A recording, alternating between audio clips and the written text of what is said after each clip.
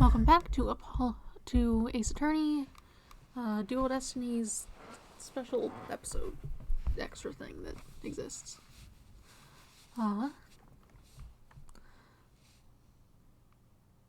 Last we left off, I believe we finished the secondary portion of the investigation, and we're going to enter the next trial portion. Anything else? Oh yeah, I did not end up streaming on Wednesday because I got up late and I was tired, and then I went to grab a mug out of the dishwasher and cut my hand because the handle of it just broke in the dishwasher. I found it on the bottom. I don't know what happened. I liked that mug too, unfortunate. And I was just like, no, it's too late. My hand, it's bleeding now. It sucks. But I don't want to play the Pokemon, so I didn't.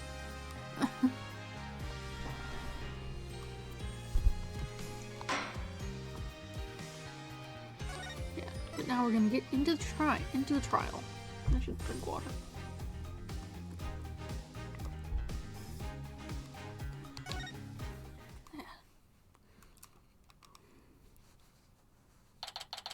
Oh, also, the 20-minute direct for Tomodachi Life yesterday. Oh, Tomodachi Life looks so good. I want to play it. Especially since The Sims is currently, nightmare. I think The Sims, I'll just wait until they're done updating it completely to pick up a final version, and then I will be free. I simply won't have to worry about everything. It will simply be done. It won't update. It'll be the way it is. Any mods can, be up to date with the latest update and never have to worry about it doing something stupid like fixing that typo they had for aliens and breaking everything in the world. I don't know why they did that.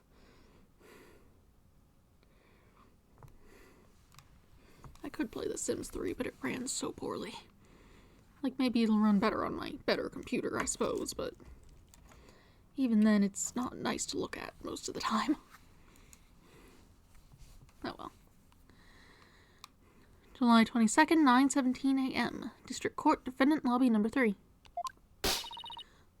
What?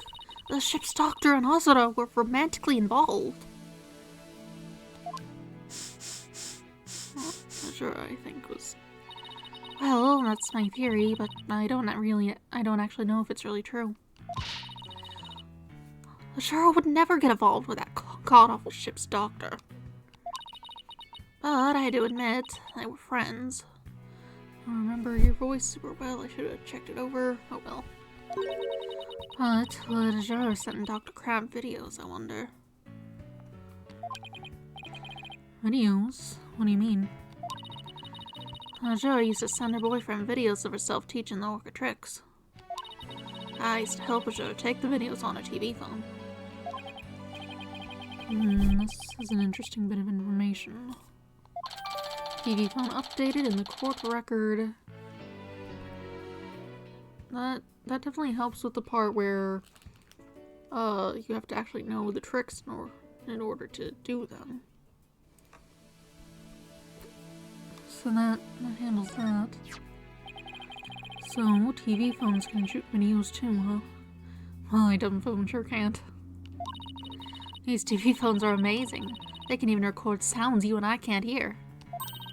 All the equipment we use at Shipshape Aquarium is high-tech. The ship's doctor sends away for all kinds of electronics. So, all the high-tech stuff is Dr. Crab's doing, huh? Anyway, I still highly doubt Ashura's boyfriend was the ship's doctor. But Dr. Crab found a charm yesterday, and he was really shaken by it. Charm? Hey, leave that alone! That belonged to Ashura. That was not your voice. I really should have checked it over.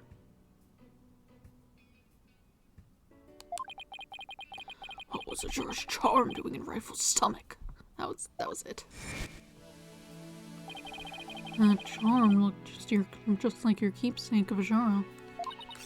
Yeah, well, she did say she and her boyfriend had matching charms. Well, the ship's doctor and Ashura are really a couple. I can't believe it. I think Dr. Crab will be called as a witness today. There are still so many unanswered questions.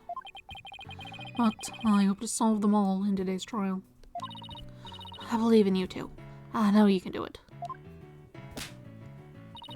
And we will, Sasha. We promise.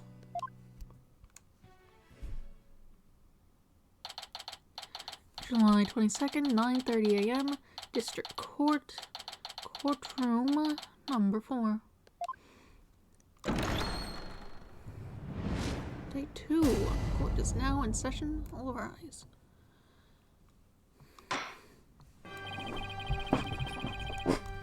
This is working properly, right? Yes. Court is now in session for the trial of Sasha Buckler. The defense is ready.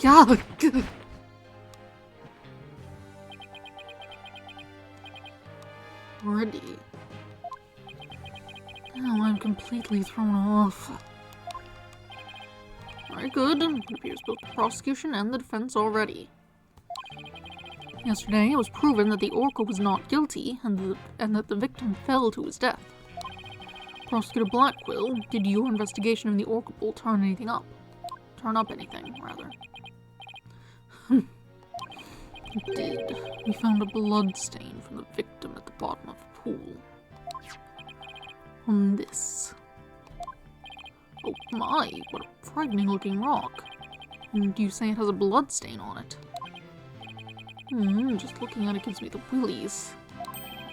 So we can assume that there was no water in the pool at the time of the incident?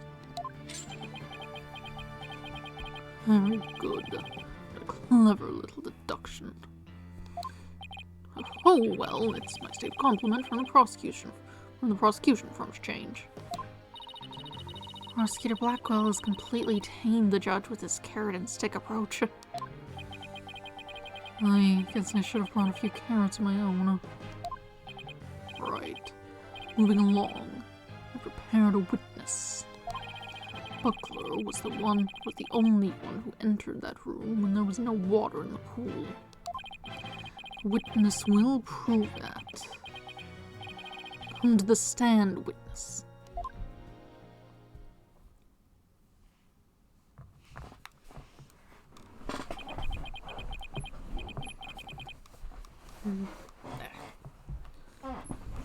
Name and occupation. Dr. Herman. Sniper, stay in there! And who is that cute little creature? Such a restless bird. Quite unlike Taka.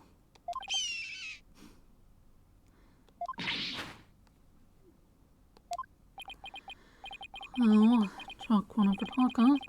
He shot Sniper up with a single sound. Son of a gun. Dr. Herman Crab, shipshape aquariums veterinarian. And could you tell us the name of your cute little friend there as well? Your Honor, please focus on the case. But it's important to learn all we can about the witness. This is Sniper. Beep, beep. A lot of things. She's the offspring of a penguin named Rifle. Sniper lives in my hair. She might cause commotion now and then, but please try to ignore her. I was originally going to call the animal keeper to the stand, but he refused to testify, so I settled on the veterinarian. Now tell us, why was the defendant in the Orca pool room when the water was drained?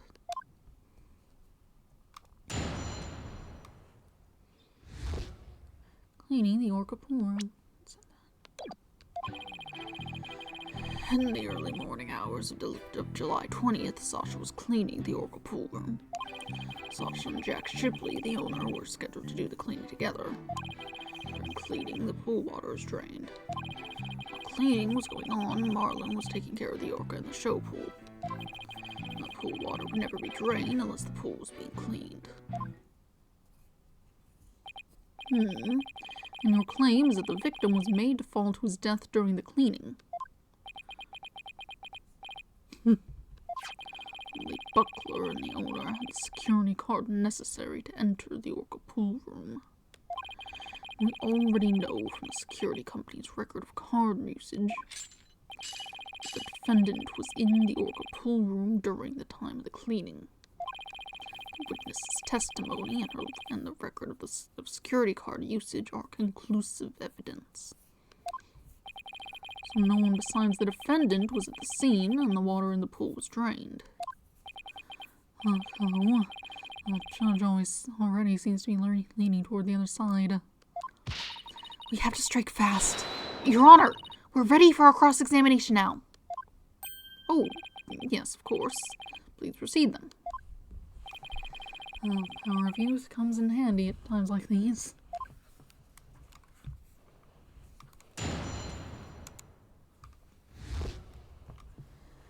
Cleaning the orca pool room.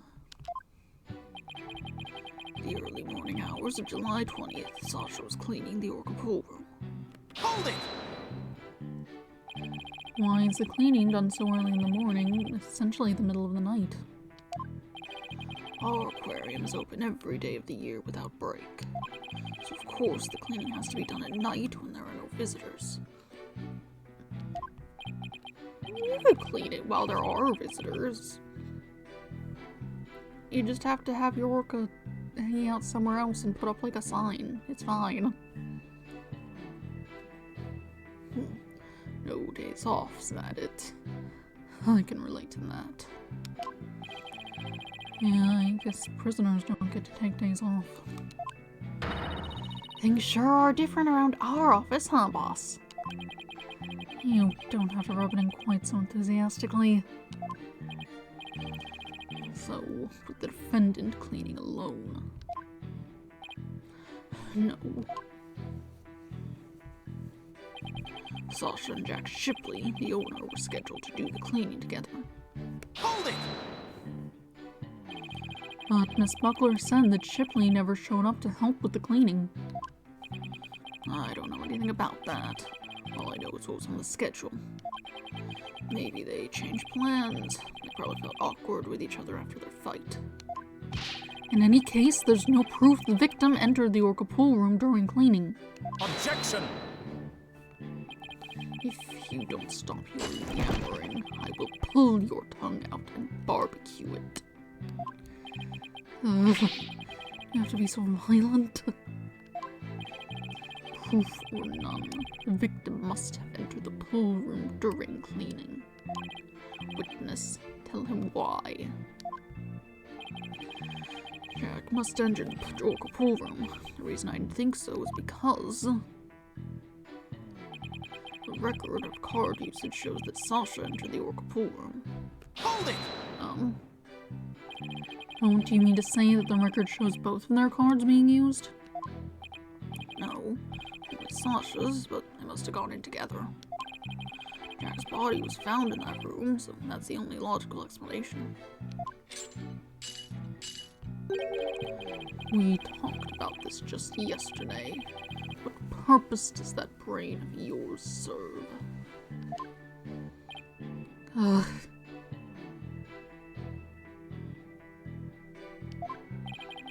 You're even more bird-brained than a rifle. Objection! Witness, I will not allow Burns to be belittled in my presence. Limit your disparaging comments to the defense alone. So I get disparaged either way. Great. Bird lover, eh?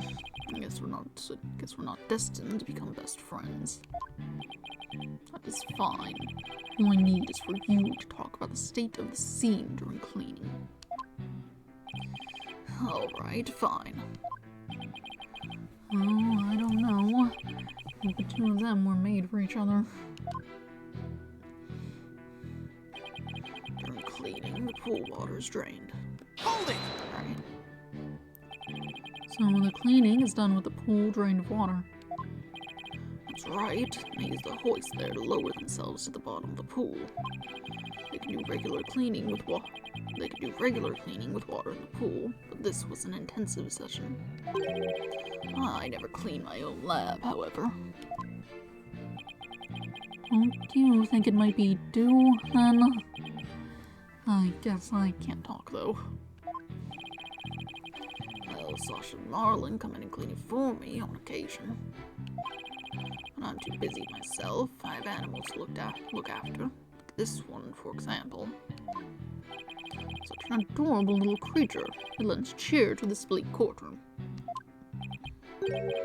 Your reaction to Taka was very different, as I recall. Oh, Taka's a fine bird too, of course. Please continue, Dr. Crab, quickly now. As I was saying, Sasha was cleaning the orca pool room. While the cleaning was going on, Marlin was taking care of the orca in the show pool. Holding! So Orla was moved all the way over to the show pool. Why is that? Well, it wouldn't do to get her covered in cleanser, would it? Of course she was moved. You don't take a bath while you're cleaning the tub, do you? Excellent point. I usually clean the tub after I take a bath myself. I was assigned to clean the shower stalls yesterday. They were cleaner than an Edo bathhouse by the time I was done. I guess Prosecutor Blackwell is the fastidious type. I polished it so well that the inmates are slipping and sliding all over right about now.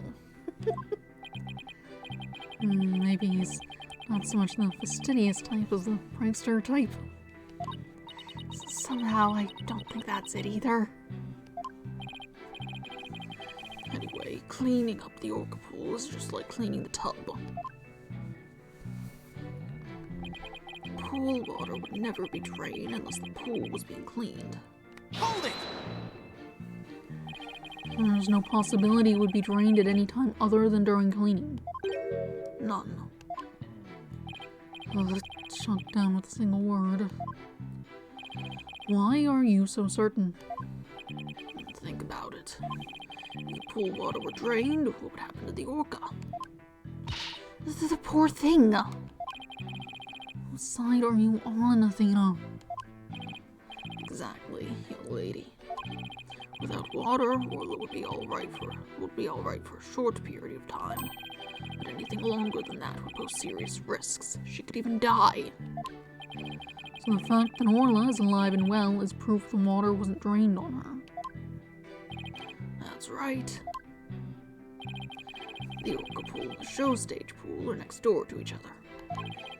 A hoist runs between the two to move the orca and equipment back and forth. When intensive cleaning is done, the orca is moved to the show stage pool first. So the water is only drained while the pool is being cleaned. Please add that information to your testimony. If there were no water in the pool, the orca could die. Holding! I guess you're right. Son of a gun. Why did you harp on it so?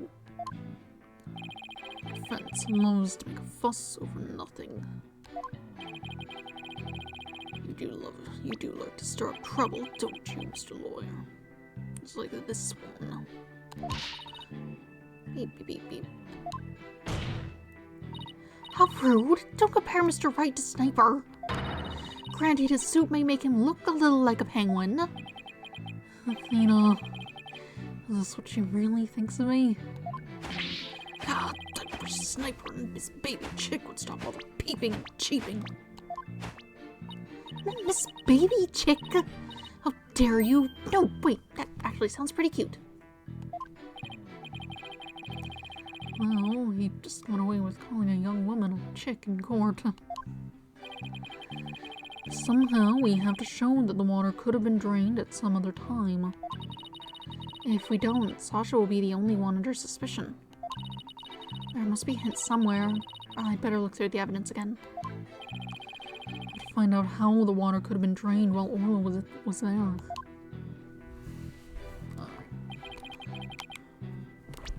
Let's check over what we got. Whistle, fish, walkie-talkie, video, different song.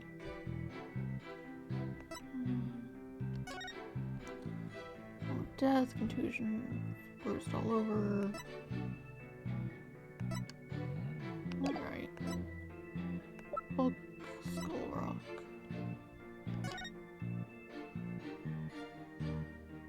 This could show how it could be drained without being, like, a problem.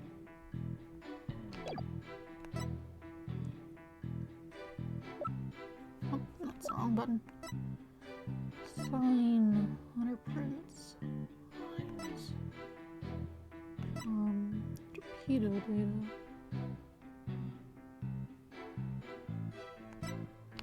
Okay, I think, oops, go forward.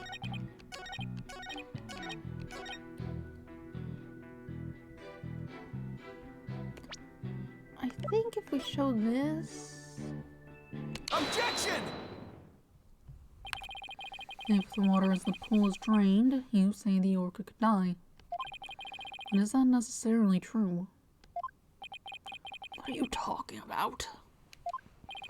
There is a way to let the water out without harming the orca, isn't there? Your Honor, please allow me to submit this photograph.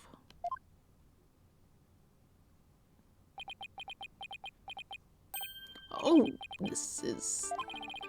As you can see, there's no water around the Skull Rock area. With a pool in this state, the victim could have been made to fall to his death. However, there is water on the other side of the partition. And Orla looks just fine. Son of a gun. In other words, if the partition is set up at the bottom of the pool, the water can be drained without doing Orla any harm. Are you implying the water could have been drained at a time other than during cleaning? Yes, there is that possibility. Dr. Crab is shaking. It looks like he has something to hide. Could have something to do with the calendar note about meeting with the victim? It might. I'll submit it to the judge. Your Honor, please take a look at this calendar.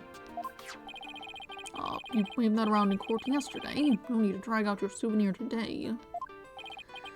Actually, I would like you to make note of the entry for the day of the incident. Let me see here.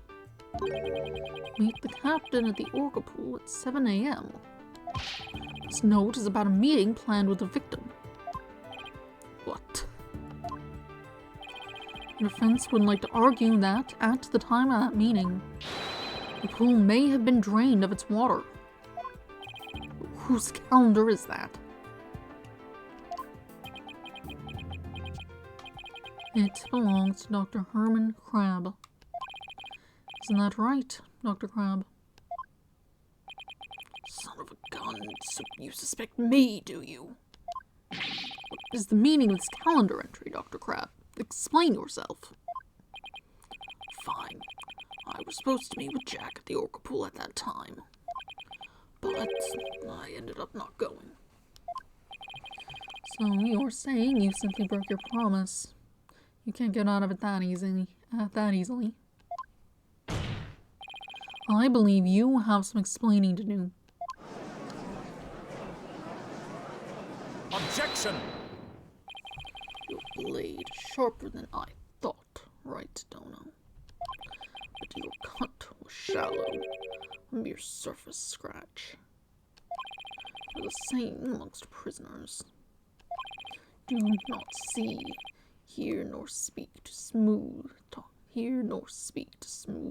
lawyers. If you think the witness is suspicious, show your proof. Ugh, that calendar alone isn't good enough, huh? I have to prove the victim could have fallen to his death at that 7 a.m. meeting time. Let's put our heads together, boss. The victim could have fallen during cleaning when the pool was completely drained, or using the partition, it could have been at 7 a.m. with the water partially drained. What would be the major difference in circumstance between these two possibilities? What circumstance was different? The answer could really tell us something. What circumstance was different between the two possibilities of cleaning and 7 a.m.?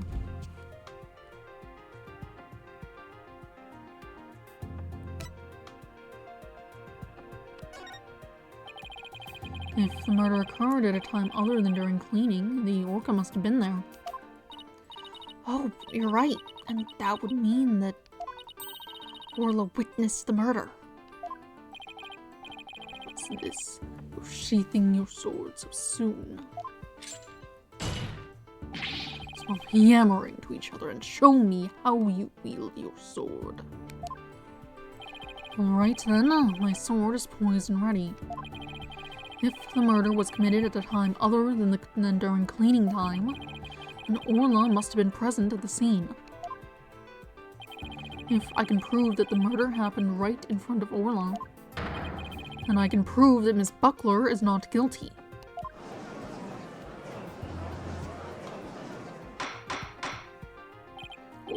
Order in the court. Mr. Wright, are you implying the orca was a witness to the crime? That is exactly what I'm implying.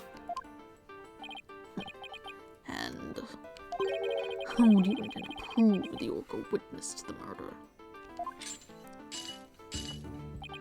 What are you going to do? Put the orca on the stand and cross-examine her?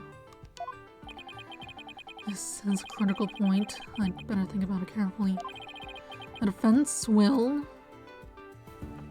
I mean, we have the blood on her, right? There were scratches up near the blowhole, probably from where she'd been bashing the rock. But the one at the back was like a splatter.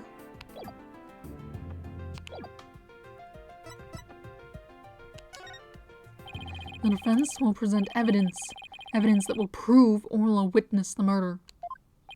You're going to present evidence? Knowing the defense, I thought surely you would try to cross-examine the orca. Must say I'm a little disappointed. Gee, sorry to get your hopes up, Your Honor. The orca can't talk. The bird could. Very well, let's see this evidence then. What evidence shows that the murder took place right in front of the orca? Take that! This photo indicates where we discovered luminol reactions yesterday. By accident, we got some of the luminol testing fluid on Orla. We were then very surprised to see luminol reactions on Orla's body. Objection! So what of it? Something odd about that.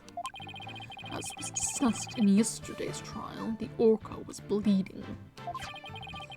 Traces of the orca's blood were also found on the skull rock. The orca must have injured herself when she rammed the rock.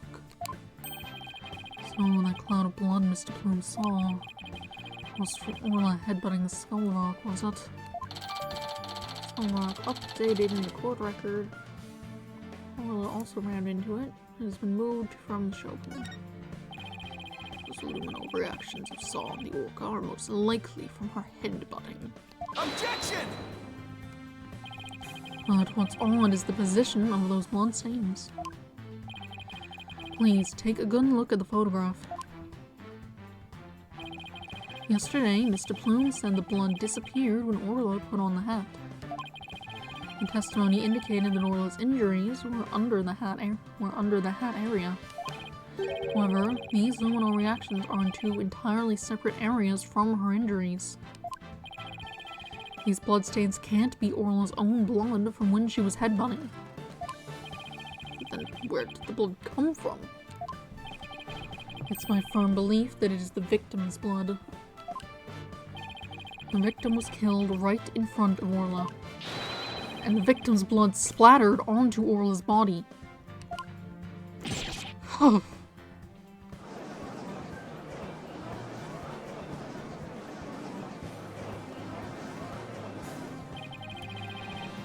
it finally all makes sense. Orla was a witness to the murder, so that's why. Orla? Boss, something's wrong with Orla. What? You're right. She's listless and she's sinking.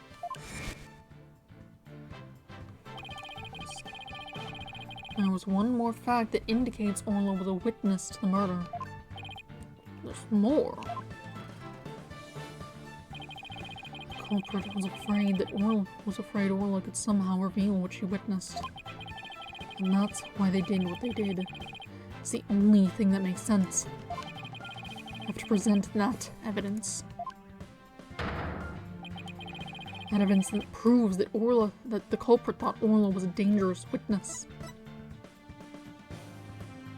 Take that!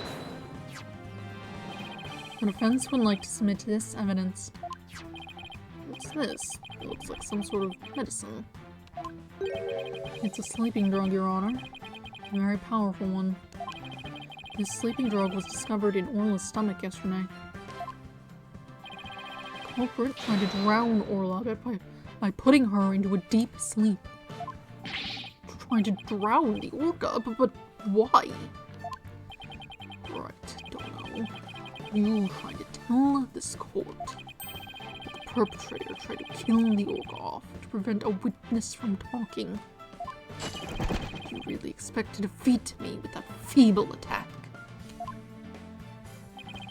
My sword has been drawn. I'm not about to sheath my evidence now.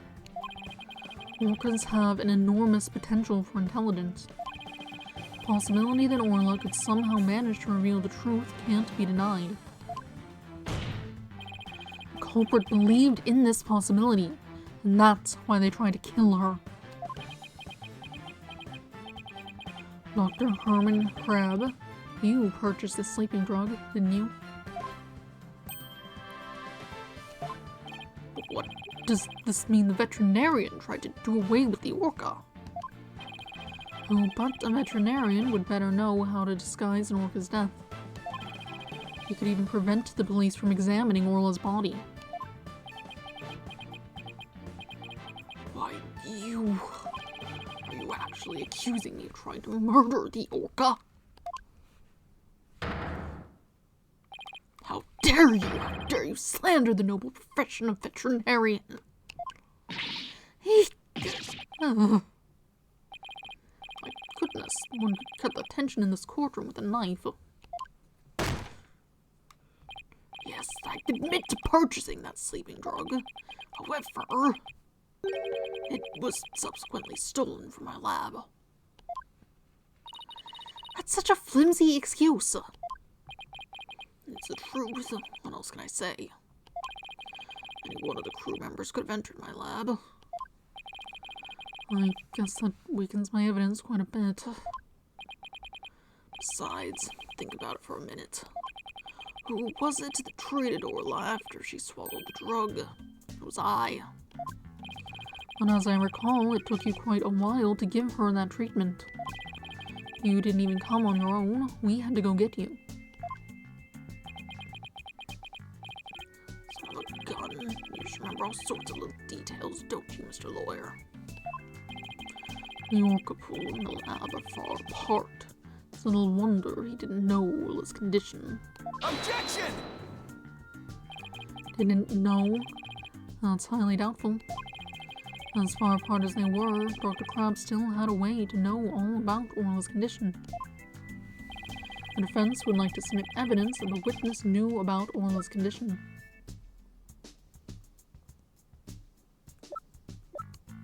Take that! And the torpedo. God, you just had to bring that up, didn't you? With this advanced data system, surely you would have known Orla's condition. Objection! Wait, just 1 minute. What is this torpedo? Dr. Crab, how dare you bring a weapon of mass destruction into my courtroom? The torpedo, or teleobservation real-time pertinent data organizer, is a data system. Until yesterday, only Dr. Crab and Mr. Shipley knew about the torpedo. It isn't legally approved in this country, so it's kept secret from the police. It's illegal? Dr. Crab, I demand an explanation. Let's see why something like that would even need to be. Son of a gun, you and your big mouth, Mr. Lawyer. It just kind of seems like some observation stuff. It's for your animals. It's fine. Like, just because it hasn't been actively approved doesn't necessarily mean it isn't allowed.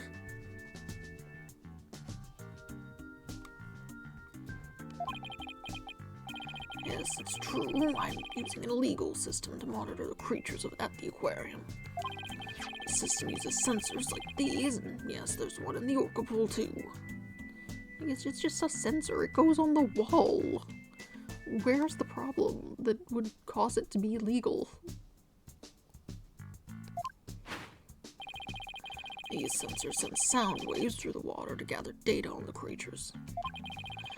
If it finds abnormalities in their condition, the torpedo alerts me with a sound. Oh my goodness, how very high-tech.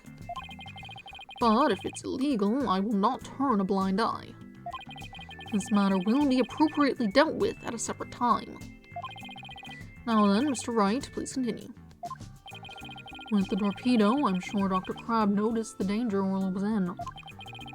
But he made no attempt to come to her aid on his own. And the reason for that is that Dr. Crab wanted Orla dead. The torpedo didn't give me a warning message. That's why I didn't know there was anything wrong with Orla. The sensor in the orca pool wasn't working during the police's investigation. Objection! Can you prove that statement? Objection!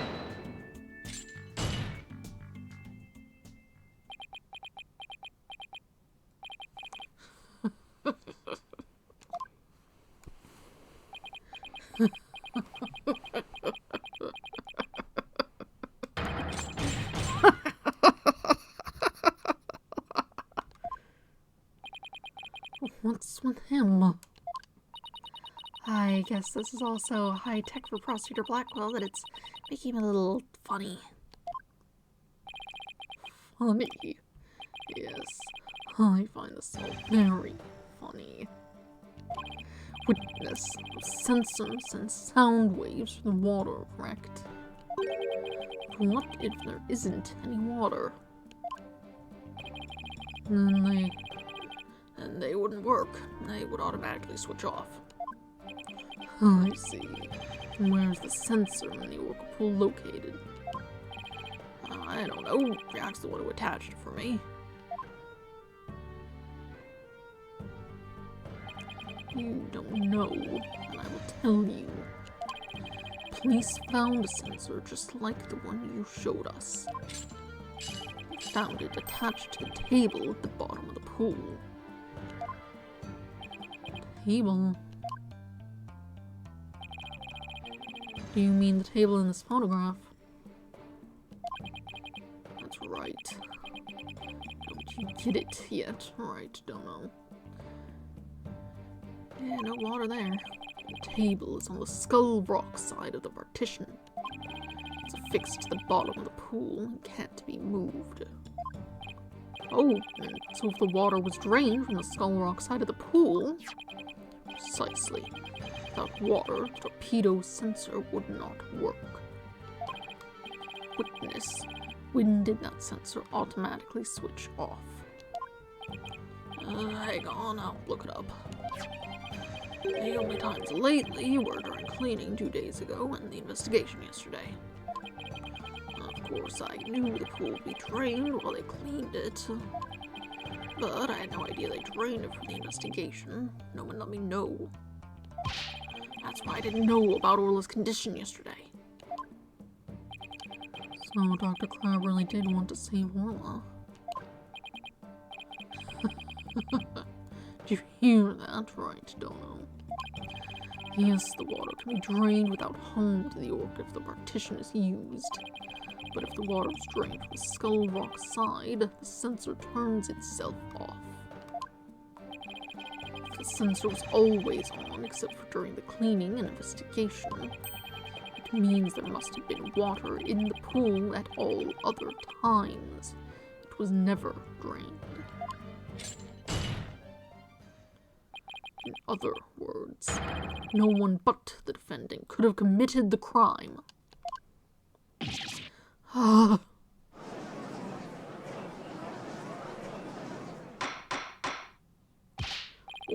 Order in the court. This completely shatters the defense's argument.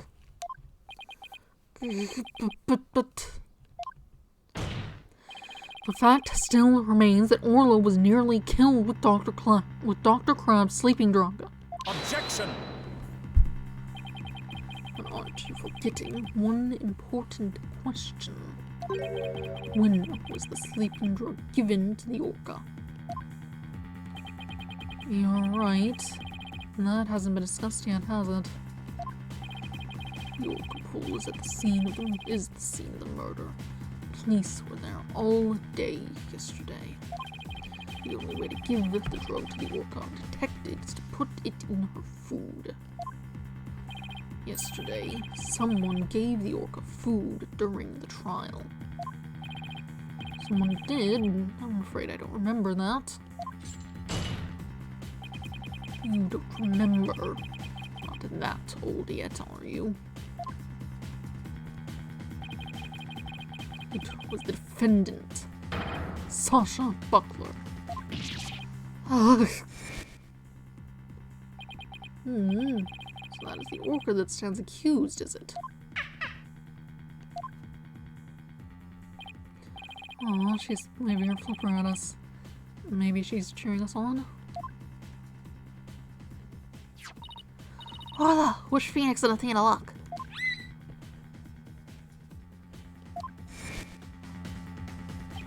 So your argument is that Miss Buckler is the one who gave the orca the drug. Prosecution's argument hasn't changed. Buckler made the victim fall to his death and then manipulated the orca to pin it on her. Still not satisfied, she further planned to kill the orca with the sleeping drug. I didn't hear any reports of Dr. Crab feeding Orla. Maybe he didn't have a whole hand in Orla's attempted murder after all.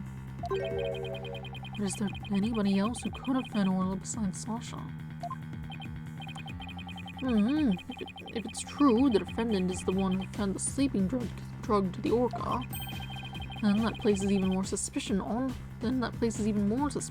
her than ever. Objection!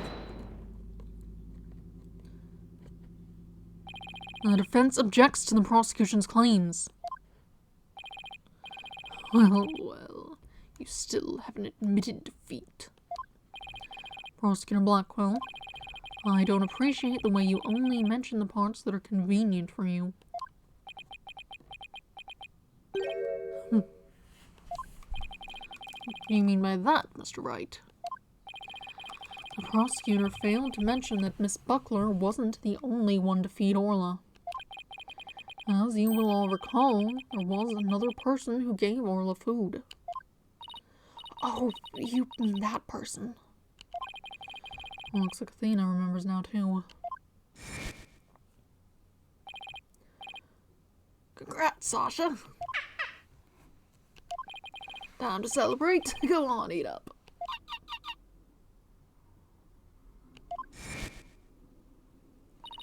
Oh, Mr. Wright, no. I don't want to believe it either, but we can't ignore the truth. The other person who fed Orla during the trial was... there he is. Take that! Please recall when Orla was found not guilty yesterday. Marlon Rhymes gave the orca a large quantity of food. If the sleeping drug was mixed in with that food, it could be given to the orca without arousing police suspicion. But Now that you mention it, I do recall that flip-flopper feeding the orca. Objection! So you remembered, did you? I see the time for true sword fight has come. I call Marlon Rhymes to the stand. Mr. Lawyer, both Miss Orca Lover and Marlon Rhymes are important members of our crew. I don't want to suspect either of them, but I'm ready to accept whatever truth you find. Here, take this. The charm. It's the charm that matches the one that matches Azure Summers had, doesn't it? Isn't it? It's the charm that matches the one Azure Summers had, isn't it?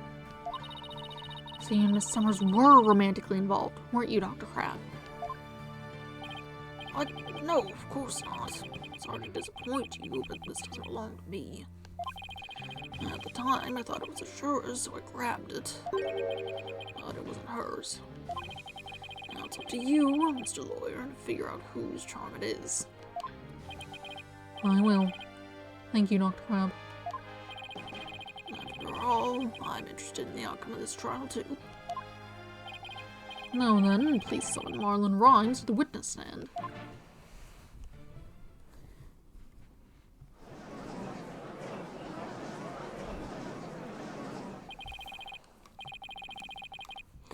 What's going on? What's everybody making that face for? I haven't been watching the trial and nobody's told me anything. Marlon Rhymes, you are under suspicion for the attempted murder of the orca. I see. Well, if it's already out. Mr. Rhymes? Is he really going to admit it? Fine, I'll tell the truth.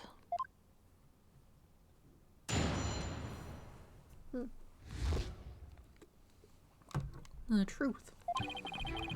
Sasha's lying to protect that orca.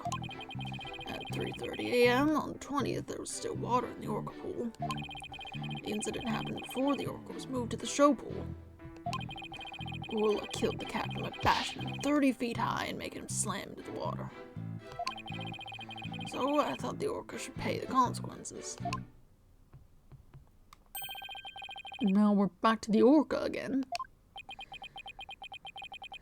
I did not see that testimony coming. Now wait just 1 minute. Yesterday, Orla was proven innocent. Besides, you said that Orla was in the show pool during the cleaning. I didn't want to sell Sasha out. That's why I didn't tell the truth. But the fact is, all three of us, the captain, Sasha, and me, were cleaning the pool room. But Dr. Crab and Miss Buckler both said you were at the show stage. Well, the only thing Dr. Crab knew about the cleaning was what I told him. I didn't give him a whole lot of details either. Maybe he misunderstood. And Sasha's lying to protect the orca. She can't tell the truth. Sasha put blood on the skull rock herself to make a fake bloodstain. I think it's pretty brave of her to let herself get arrested to protect the orca. Mr. Rhymes, how can you lie like that? It's the truth. Besides, wouldn't it be better for you if I wasn't lying? If the orca did it, you win your case. What? This is all very hard to believe. But if Mr. Rhymes' story is true, Miss Buckler would be innocent and the orca would be the killer. Meaning, if we turn our backs on Orla, we could save Sasha. Make a witness lie to save your own client. What a dirty, underhanded tactic, right, Dono? Objection! Yesterday, the defense proved Orla was not guilty. We have no intention of going back on our assertions now. What are you saying, Mr. Wright? All you gotta do is admit the orca did it and Sasha goes free. Isn't a lawyer supposed to act in his client's best interest? And that wouldn't be acting in her interest. Miss Buckler believes Orla is innocent. And we, of course, believe that Miss Buckler herself is innocent too. Acting in the client's best interest is an important part of our job as lawyers. Using dirty means to win a verdict would destroy our client's faith in us. That's right. We believe in both Miss Buckler's and Orla's innocence. I just don't understand how you can treat a human and an orca equally.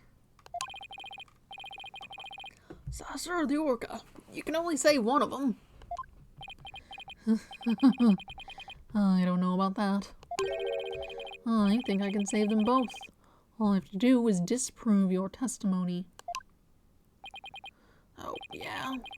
Go ahead and try. I will do just that. If I can't tear down his testimony, I won't be able to save both of them. I have to find a weak spot and start tearing.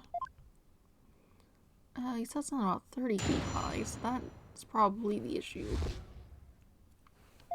Let's see. Sasha's lying to protect that orca. Hold it!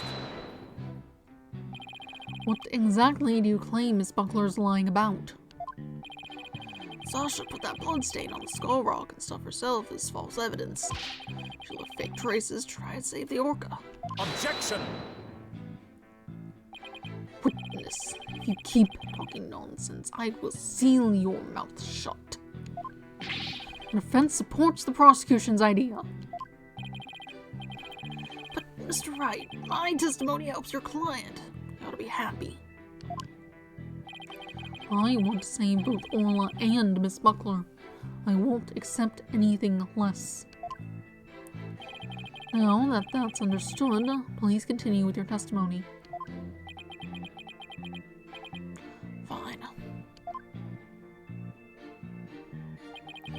At 3:30 a.m. on the 20th, there was still water in the orca pool. Hold it! When the victim was killed, how much water was in the pool? It was before the pool was drained for cleaning, so it was full. You went into the orca pool room and saw this yourself. Dr. Crabbe said you were at the show stage. Objection! But it's possible that Dr. Crabbe was misinformed, or that he misunderstood. The witness already explained this. Why are you taking this meaningless tack? If you want to play games, Taka here would be more than happy to play with you. That's a very odd way to spell out the sound that it's making. We'd better be careful how we press this witness. Taka is watching us like a hawk. Witness, continue. The incident happened before the orcas moved to the show pool. Hold it! So you're saying the incident took place before the cleaning began? Yeah, I guess so. The captain, Sasha, and I were gonna do the cleaning together. And it's much more efficient than trying to have just one person do it alone. In the defense's case, however, More lawyers. It's simply more lawyers. Nothing more. I mean, it's not like they can all say things. It's not like they can all work at once. Just talk over each other. What? You're one to talk? All you have on your side is a cantankerous bird. What about me? I'm up here all alone. What are you people done? I need the witness to keep you focused. For shame. Right, don't know. He didn't even say anything during that. Hey, I was the only one who kept my mouth shut. Anyway, the incident happened in the orca pool before the cleaning got started. Orla killed the captain by bashing him 30 feet high and making him slam into the water. Hold it! Can an orca even do that? Send a person flying up into the air like that? Yep, of course. I've seen orcas bashing seals 60 feet into the air. So naturally, Orla could do that to the captain, too. What a frightening thought. And you mentioned it so casually, Mr. Rhymes.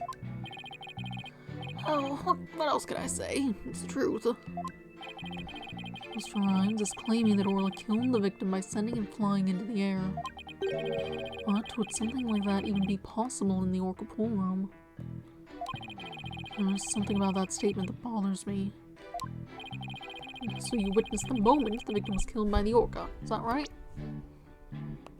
What does a pool room even look like? Is it tall enough for that?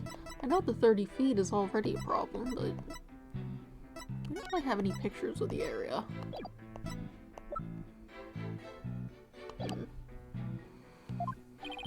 Exactly. So I thought the orca should pay the consequences. Hold it! And that's why you put the sleeping drug in Orla's food. Oh, ho.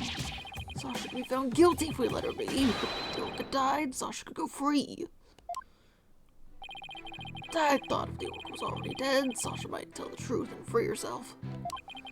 It might seem cruel, but a man kill an animal has to be put down. The culprit must have tried to do away with Orla because she was a witness to the crime. But if Mr. Rhymes is the culprit, why would he try to protect Sasha? I'm sensing some very complex emotions from Mr. Rhymes. I need more information before I can do a proper analysis. I'm going to tear down his testimony, and I guess I have to present evidence. Of course, we don't believe Mr. Rhymes' testimony, but he is suggesting the murder took place in the orca pool room. In the orca pool. Unless we can disprove that, we won't be able to save both Orla and Sasha.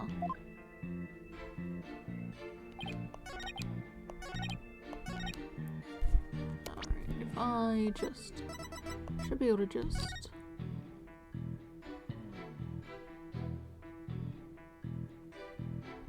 Ceiling to pool bottom is 100 feet. And if 65 feet into the pool, that's what? 35 feet? No. 60, 40, yeah, 35.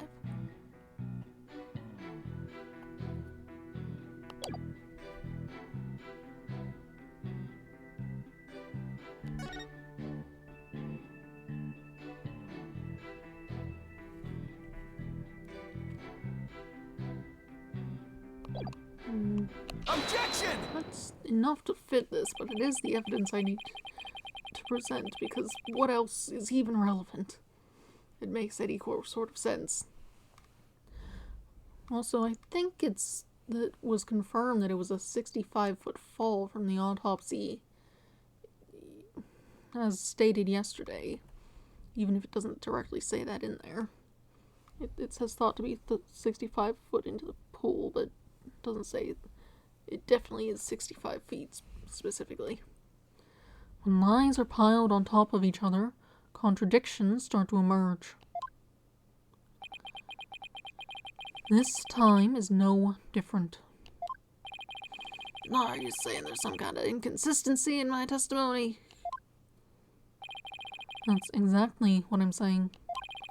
You claim that the victim was sent flying about 30 feet into the air.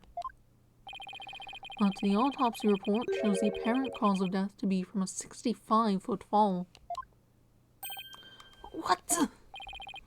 Additionally, in your testimony a moment ago, you said at 3:30 a.m. on the 20th there was still water in the orca pool.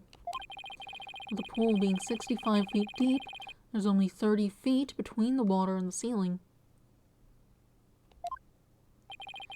If the pool was full of water, as you claimed, it would be impossible for the victim to fall about 65 feet, as the autopsy states. Ah.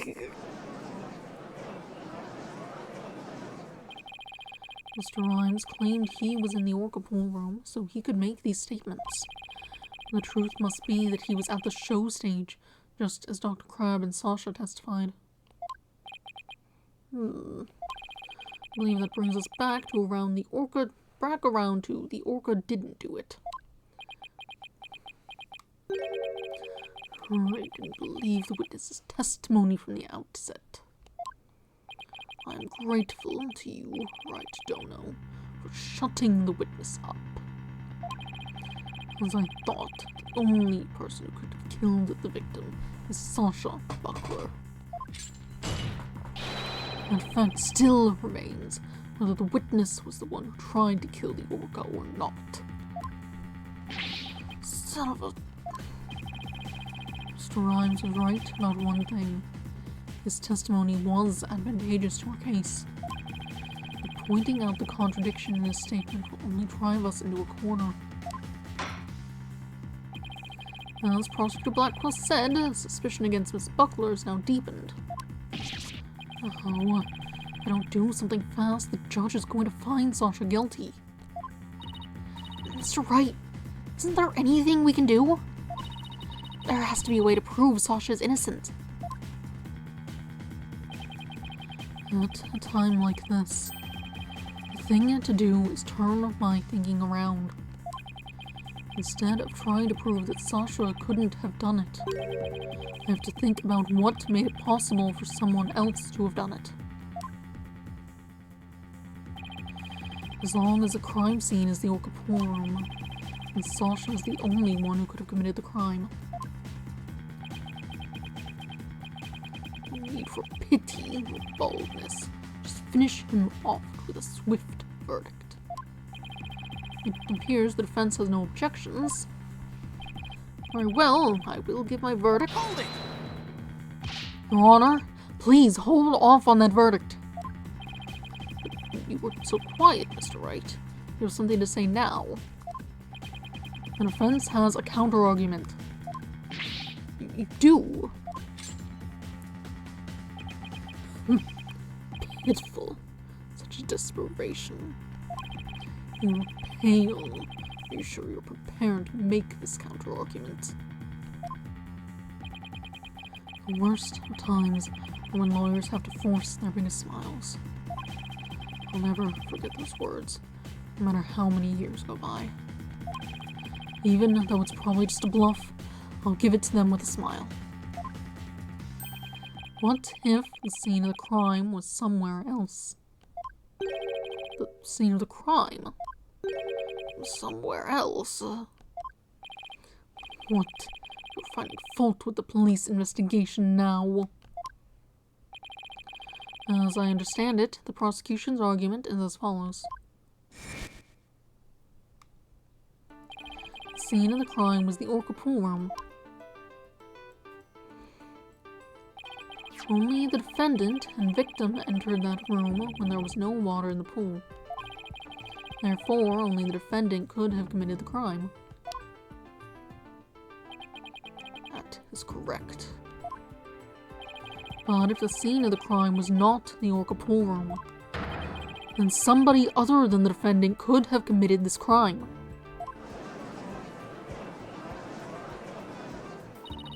Are you sure you know where you're going with this? The show room, the show pool is also that deep. I might not be too sure, but I can't back down now. Mr. Wright, I hope that I'm wrong. This isn't one of your bluffs by any chance. Of course not. The judge knows me far too well. And do you have a theory on where the actual scene of the crime was? Yes, of course. Think, Phoenix, think. Think of a place other than the orca pool room where one could fall to one's death. Then by all means, please share your theory with the court. Where was the real scene of the murder? What? Take that! Stuck. Show stage pool might have been drained of water at some point as well. And if so, it would be just as possible to fall to one's death there as the orca pool. Right, Dono. What you're doing is a disgrace to your profession. I sincerely hope you have some basis for what you're suggesting. Of course I do. I will, as soon as I think of something. The victim's body was found in the Orca pool. How would you explain that? Objection! How about if, after the victim was killed in the show stage pool, his body was moved to the Orca pool? How about if? What kind of presentation of your argument is that? You had better have a reasonable explanation of how the body was moved. There's no turning back now. I have to think of a way the body could have been moved. Was there something at the scene that could have been used to move the body? Take that! The hoist runs between the Orca pool room and the show stage. The stretcher can be hung from the hoist to move things like Orla or the Skull Rock. The stretcher could have also been used to move the dead body. Yes, if the stretcher can move the Orca or the Skull Rock, it seems likely it could also move a dead body as well. Oh, somehow that worked. I just might be able to pull this off. If the show pool was the scene of the crime, somebody else could have done it. Objection! We run into a little bit of problem if someone has to work that thing. But it's reasonable to assume it could have been, the body could have been inside the Skull Rock. That's where the coins were supposed to be. So presumably it has some space in there.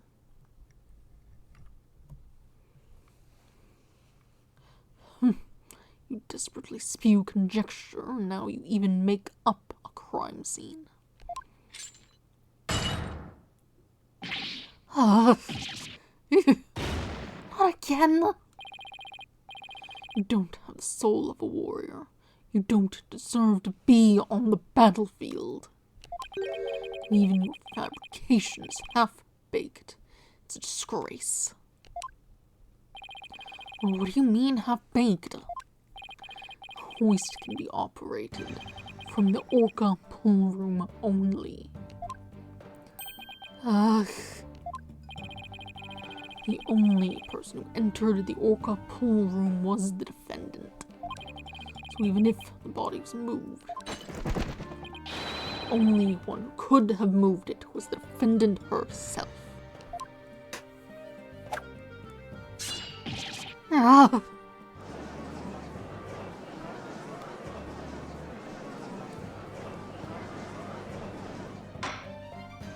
Order.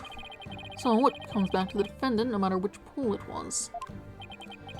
Meaning, I can't clear Sasha either way. Sasha said she moved Orla and the Skull Rock. And I believe her. It's going to be possible that she moved the body herself without being aware of it. Mr. Wright, do you have an objection to Prosecutor Blackwell's claim? I have an objection to the claim that the defendant moved the body.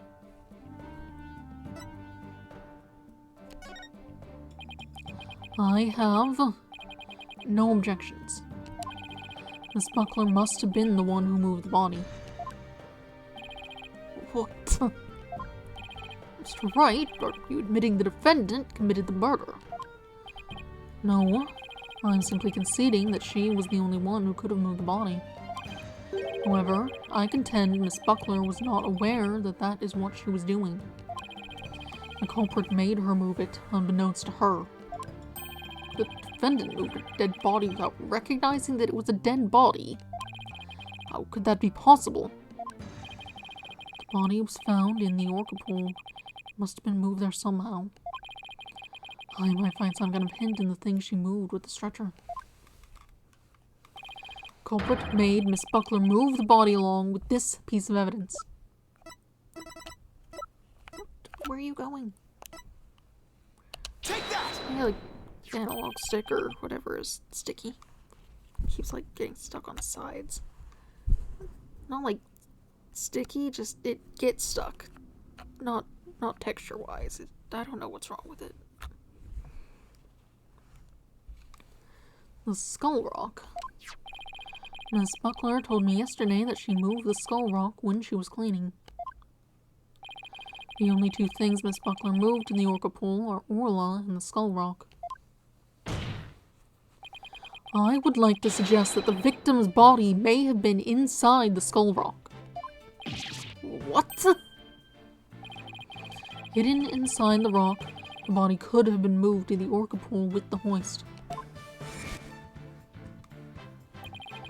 At the show stage, Marlon Rhymes loaded up the skull rock with the body inside. And then he used the walkie-talkie to let Miss Buckler know the rock was loaded.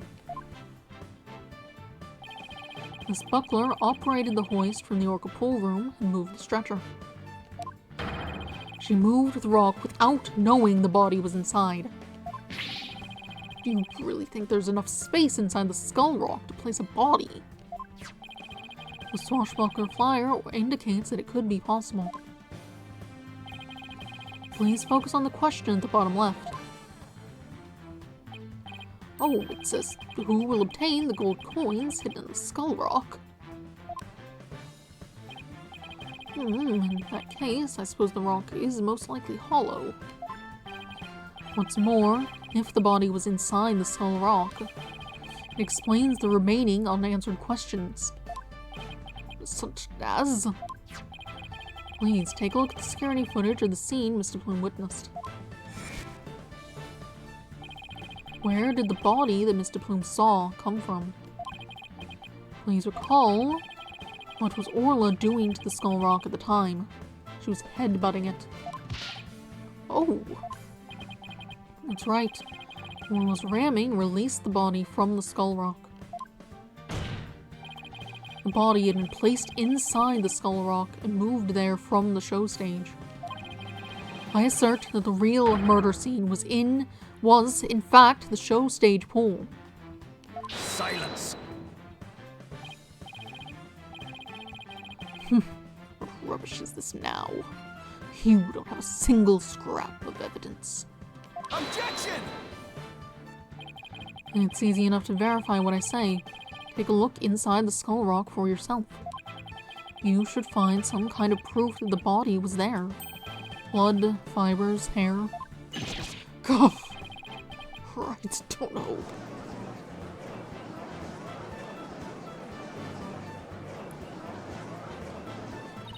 Mr. Wright, that was incredible! You turned things completely around. And to think it all started with that half-baked bluff, too. That was a close one. Did you really have to add that last bit? If the murder took place at the show stage, then who is the perpetrator? It is, naturally, the person who was at the show stage. Mr. Rhymes, weren't you the one who loaded the skull rock onto the stretcher at the show stage?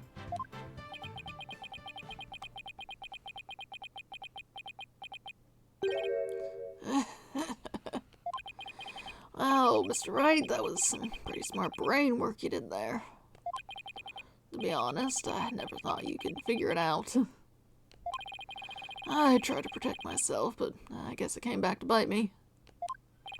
Are you confessing you gave false testimony before, Mr. Rhymes? That's perjury. Yeah, what Mr. Wright says is true. The body was inside the skull rock. And it's true that the captain was killed in the show pool, too. What? He's admitting it that easily? This time, I'm gonna tell you the whole truth about what happened that day. Witness testimony. And the whole truth. In the show pool, the orca shot the captain up into the air. And the captain came down and slammed into the water. I can still remember the spectator's screams clearly. All Sasha did was move the body, and she was trying to protect the orca. When Mr. Plume witnessed the orca finding the body, I freaked. Spectators? So now we're back to the Orca again. I see. If you were going to give a testimony like that, why did I bother putting you on the stand? All I'm doing is telling the truth.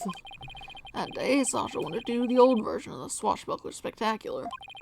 So I suggested she hide the body in the Skull Rock and move it to the Orca Pool. I was gonna figure out what to do with the body after the show was over. The Orca's the one that killed the captain. It wasn't me, and it wasn't Sasha. So when was Mr. Rhymes' idea to hide the body in Skull Rock? But if Mr. Rhymes is the culprit, why would he protect Sasha? False charges against Sasha would mean he himself would escape suspicion. So why? Mr. Wright, how about if you leave this to me? Athena, you mean you heard something? Yep, noise. Discord in Mr. Rhymes' heart. So that means somewhere in his testimony there's an inconsistency in his emotions. Alright, Athena, give him a good counseling session. You got it, boss.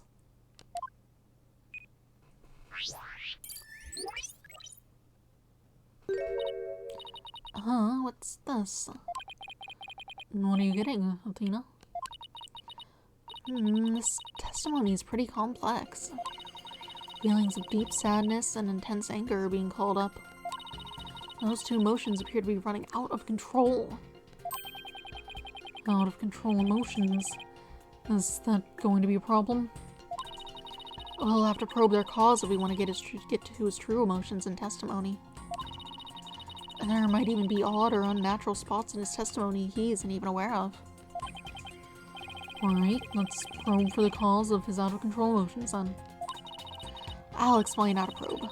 Let's find the root cause together. When you see something off in a statement, press probe. Next, point to what's causing Mr. Rhymes' out-of-control emotions. Finally, probe to complete the process. When emotions are out of control, memories can be recalled incorrectly. If you still haven't found anything after all the statements and images, I'll help. Great. Alright. I'll get started comparing the statements with the images.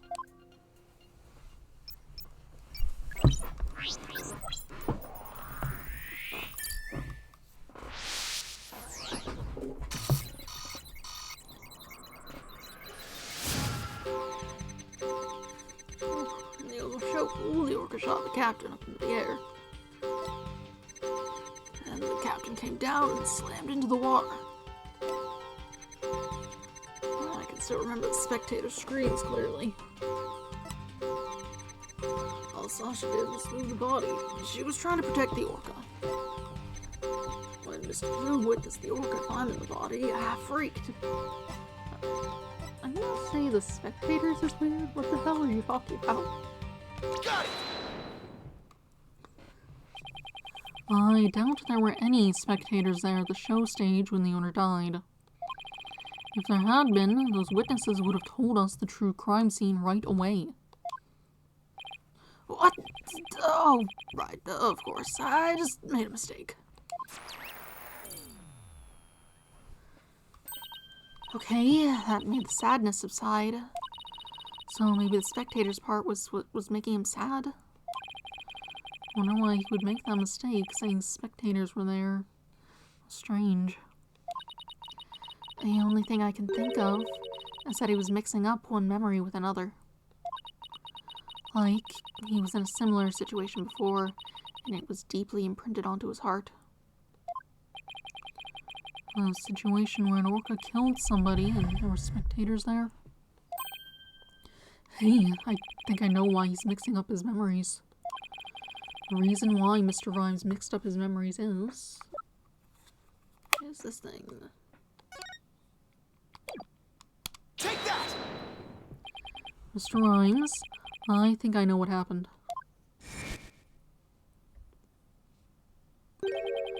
Could you have been mixing up what happened a year ago with this incident?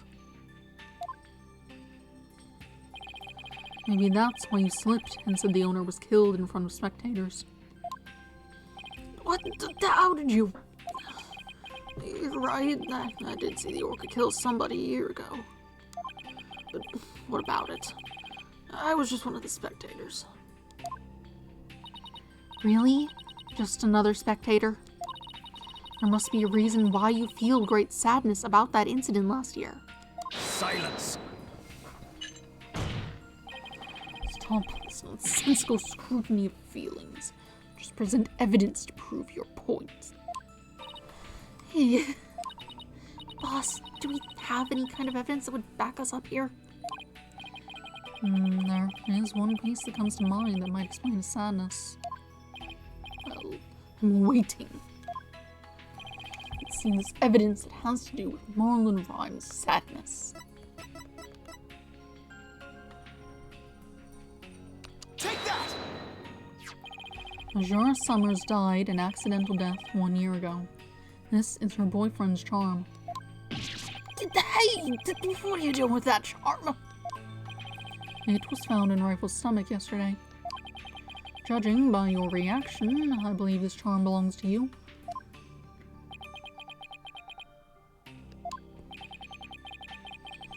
I guess I need to push him just a little harder to make him admit it.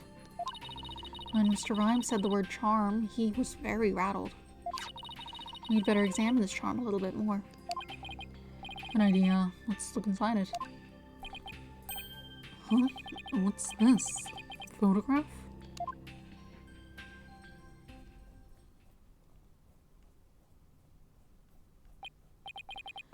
Hey, this is Azure Summers and Marlon Rhymes. Mr. Rhymes, you and Azure Summers were a couple, weren't you? So what if we were a couple? That doesn't have anything to do with the captain's case. You believe you saw the orca kill your girlfriend. That's the cause of your sadness. Isn't that emotion of yours connected to the current case? Silence. The only thing you revealed was a witness's connection to the victim of last year's incident. What does the witness's past have to do with the case at hand? I don't know yet. But we managed to pinpoint the source of sadness. Now let's delve into who Mr. Rhymes is angry at. So, the orca shot the captain up in the air. The captain came down, slammed into the water. Okay, we got an update here. And I can still remember the captain's dead body clearly. All Sasha did was move the body. All that Sasha did was move the body. She was trying to track the orca.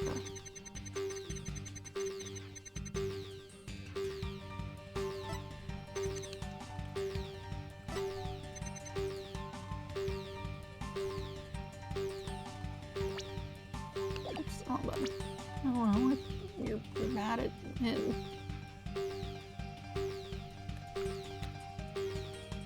Got it!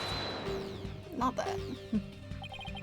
So what's the cause of Mr. Rhymes' intense anger? Well, I don't think it was directed at that. Well, let's think about who he was really angry at and why.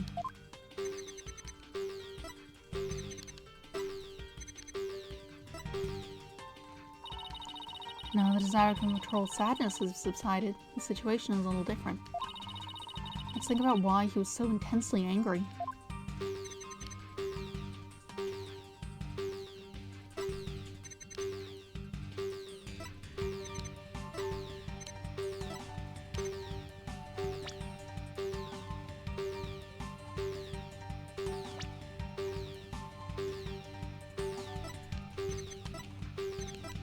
No, that's not.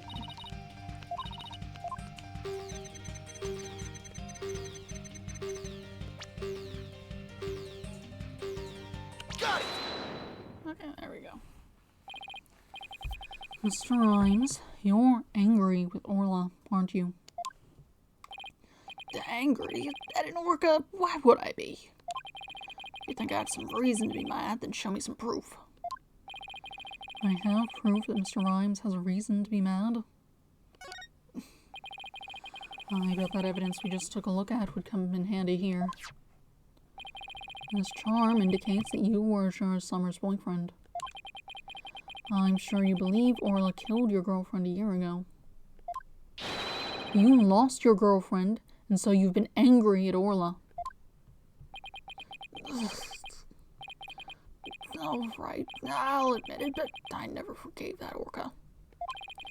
Azura is dead, and that orca is still swimming around happy as a clam. I became an animal keeper just so I could prove that orca is a killer. You're right, I want that orca to pay. There, do you feel good dragging up a person's past? But it still doesn't change anything. He's right. I disagree. It does change things. His out-of-control emotion quieted down. Now we should be able to find out the truth behind that emotion.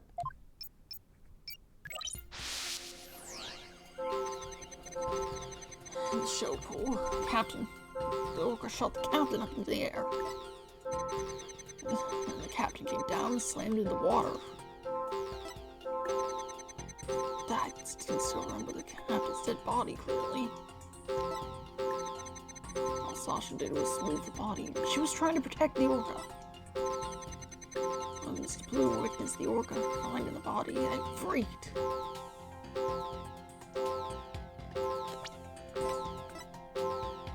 Got it! When Mr. Plume witnessed the orca finding the body, he was freaked. Really?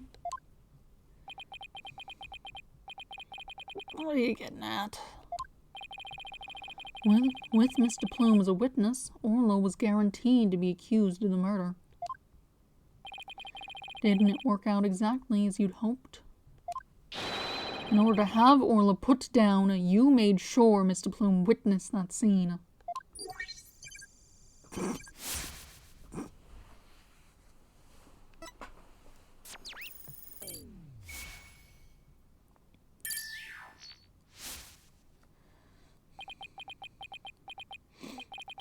So you figured all that out, did you? Mr. Rhymes, are you admitting it? I didn't really want to have to fight anybody but the orca. But you leave me no choice. What are you drinking? Fish juice?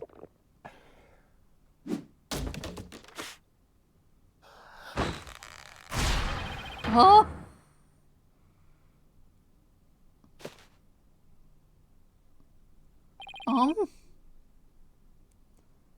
That's just a different guy.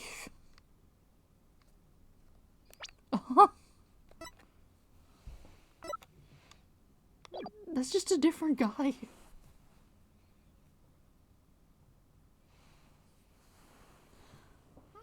Okay. Now it's time to get serious. Not changing your voice. Boy, what? Yo-ho. Me? What are you talking about? This is, I'm not,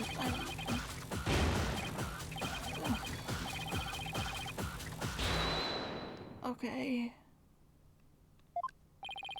What is going on? Where did this pirate fellow come from? He looks like a completely different person.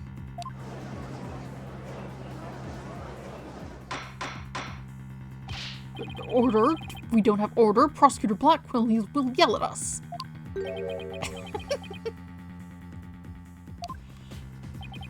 Even Prosecutor Blackwell is at a loss for words. So I planned out that wench be a witness. You caught me out. It'd be true, I thought the orca's murderous ways should be found out. That'd be why I schemed out Mr. Bloom to see the body. So you admit it. You deliberately framed Orla. It'd be true. But what skin be that off anybody's nose? That orca be a murdering scurvy dog. I may have a grudge against that orca, but I always felt grateful toward the captain. The orca murdered Azura and the captain, so of course she should walk the plank. I don't have a response to that. I agree, it wouldn't make any sense for him to kill the owner. Why would he? But his hatred for Orla, on the other hand, comes through loud and clear.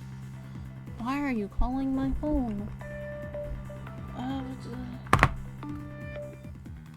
Hold on. Hello? Hello? Hold on, I think my Bluetooth is on and it's done something wrong. Why would you...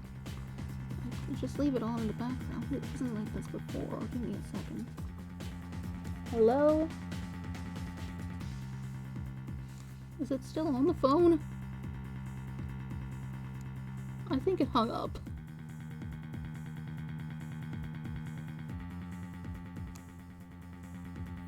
What? I think it hung up. Take a break, check pizza. I can't check that on my break. That's forever. That would take forever. Is it still on the phone? I don't think it is.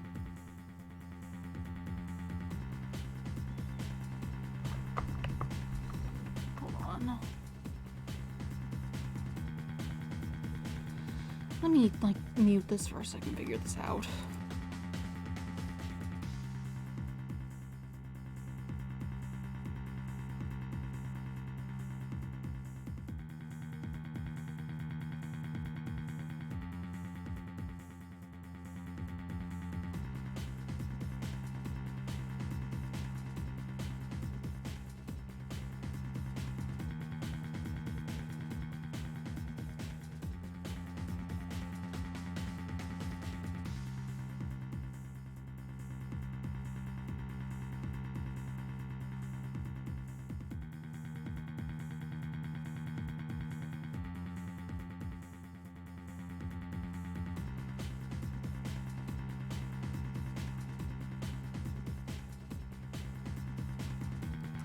Okay.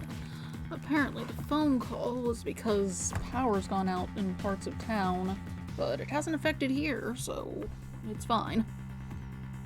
Just wanted to check if that was the case, I suppose. Let's see. But his hatred for Orla, on the other hand, comes through loud and clear. Oh, Pa, what are you doing? Wait a minute. Princess, please don't step in front of me. Why must you go that way? There's a whole other direction you could have gone. If killing Mr. Shipley doesn't make sense, who would it make sense for Rhymes to kill? Maybe my theory has been all wrong. Your Honor, I think I just became aware of a new fact. Oh, and what is that?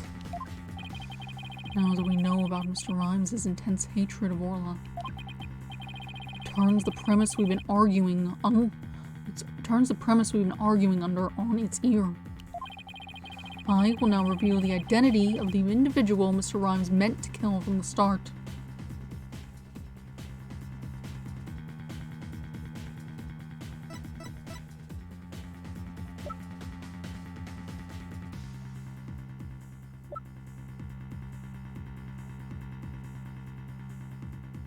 Take that!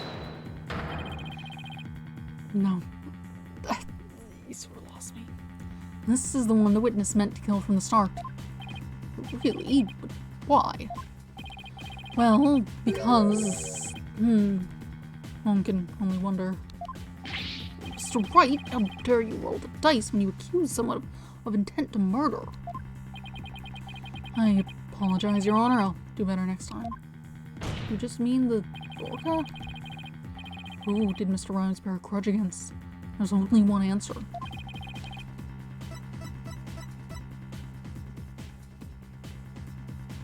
Take that! What? So the witness's intent was to kill the Orca? Exactly.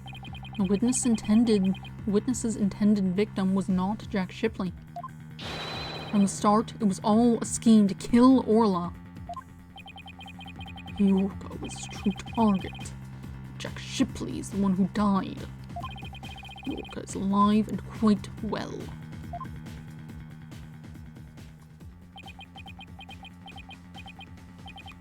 He's right.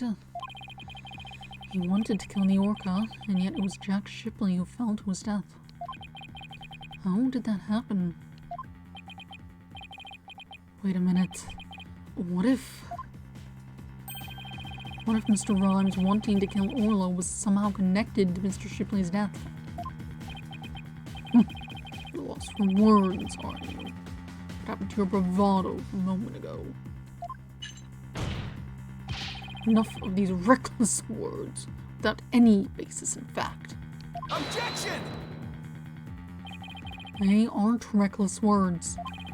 The basis for my claim is at the real murder scene, the show pool.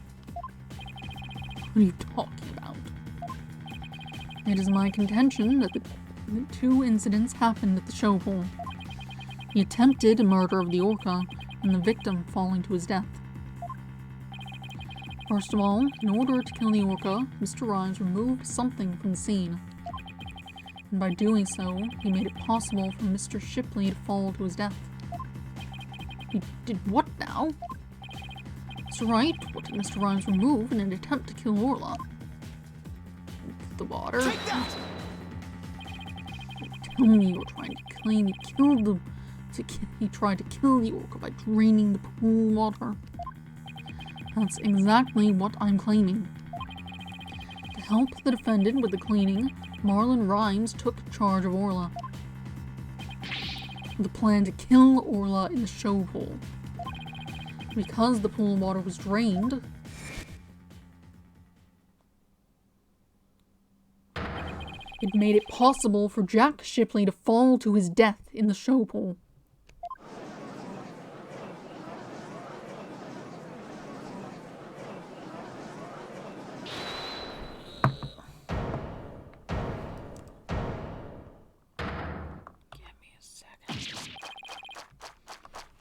I tried to kill the orca, you say? Give me a second. Get out of here.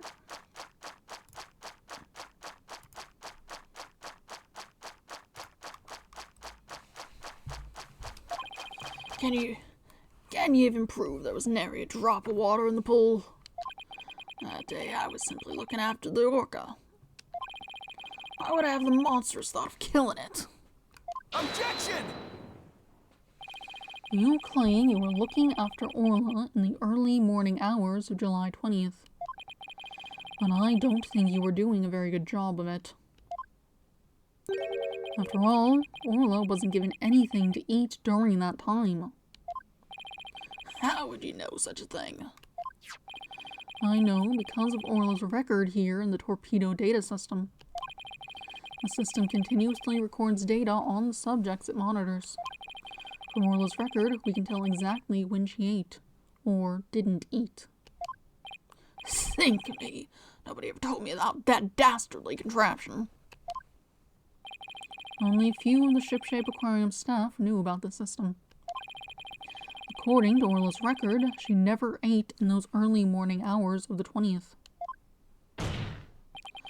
You planned to kill Orla, and that's why you didn't feed her. Silence! You're wasting time. What proof do you have of that? Perhaps the orca simply wasn't hungry. He's right.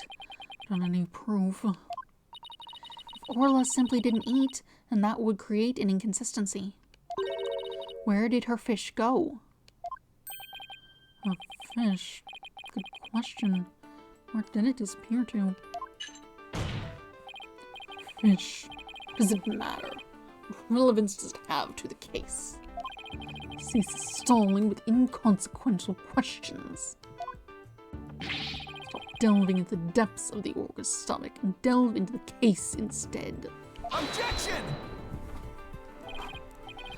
But wait. It may seem like a small inconsistency, but it's an issue of great importance, I think.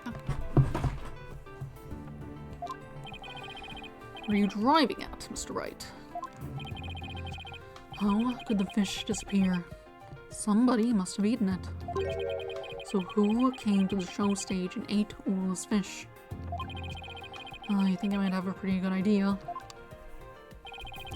I believe there must have been a visitor to the show stage that Mr. Rhymes didn't notice.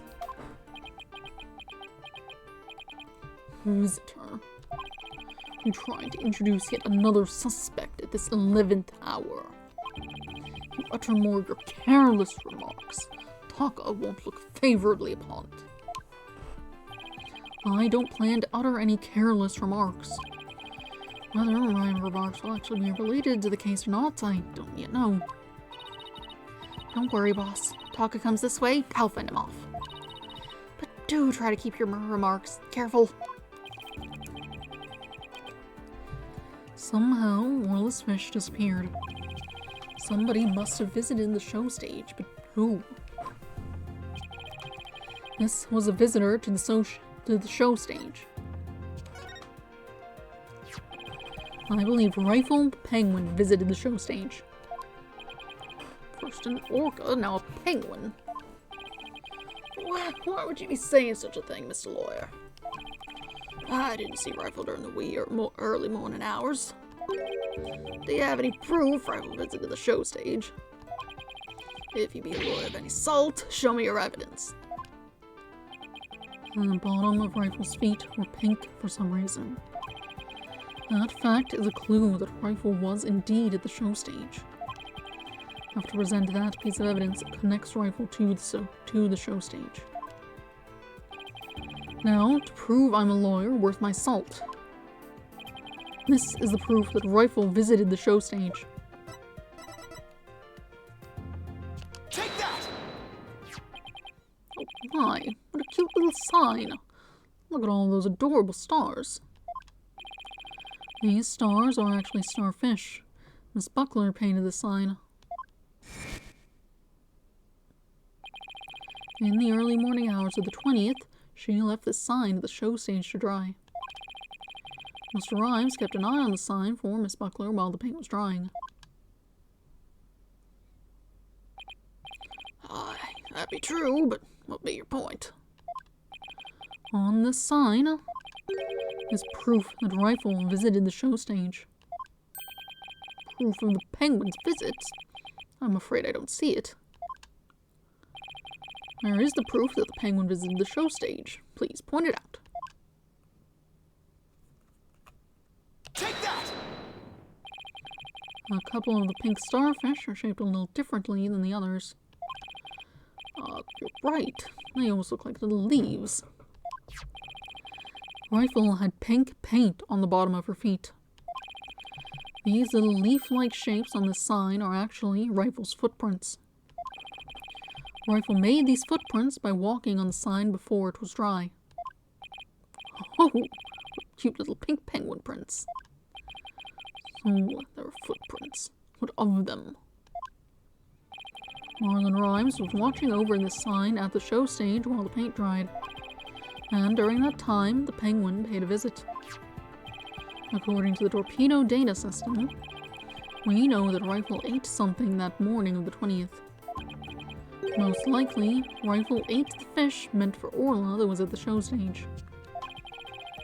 Orla's snack was a small quantity of fish. Even a penguin could have eaten it all. God! Rifle ate Orla's fish. Who be ye to say Rifle ate Orla's fish? She could have picked up food anywhere.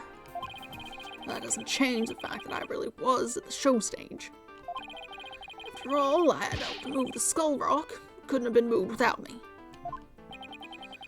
The witness claims he never saw the penguin. How do you explain this contradiction? He wasn't looking at the penguin. Both Mr. Rhymes and Rifle were at the show stage, but Mr. Rhymes didn't see her. So where could Mr. Rhymes have been at the time? Right, don't know. If you aren't up to the task, I can disprove this witness's testimony for you. If I leave it to Prosecutor Blackwell, Sasha will be declared guilty. I can't let him interrupt this line of reasoning. Mr. Wright, let's try to figure out how things looked when Rifle came to the show stage. Mr. Rhymes was at the show stage keeping an eye on Orla Mr. Rhymes was at the show stage, keeping an eye on Orla and the sign. And we know it must be true because he helped move the Skull Rock. And then Rifle came in and walked over the sign. But wouldn't Mr. Rhymes notice Rifle if he was right there? Well, let's think about where Mr. Rhymes could have been. Is there a place in the show stage area from which Rifle couldn't have been seen?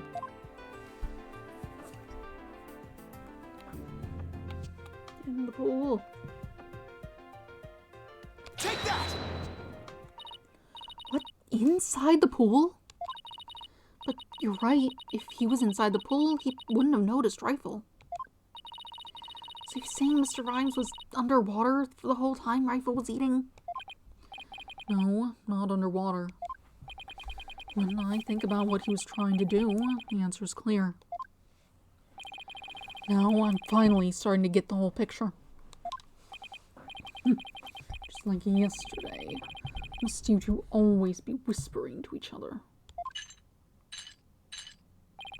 Why don't you admit that resorting to a penguin will get you nowhere? Objection! Oh, I don't know about that. The fact that Mr. Rhymes didn't notice Rifle is such a small inconsistency. But it's a key point that proves what Mr. Rhymes was trying to do. The penguin is a key point. Show stage pool is very deep. If Rifle came to visit while Mr. Rhymes was at the bottom of this pool, he would have never noticed Rifle.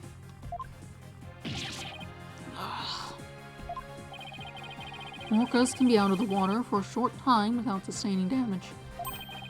But if they're out of the water for a long time, they weaken and eventually die. In order to kill Orla, Mr. Rhymes had to drain the pool. And while the pool was drained of water, Mr. Shipley fell to his death. The show stage pool is about 65 feet deep, just like the Orc pool. Without water in the pool, a person could be made to fall 65 feet. Did this man just not pay attention? Just step into the pool and oops, there's no pool. Just didn't look.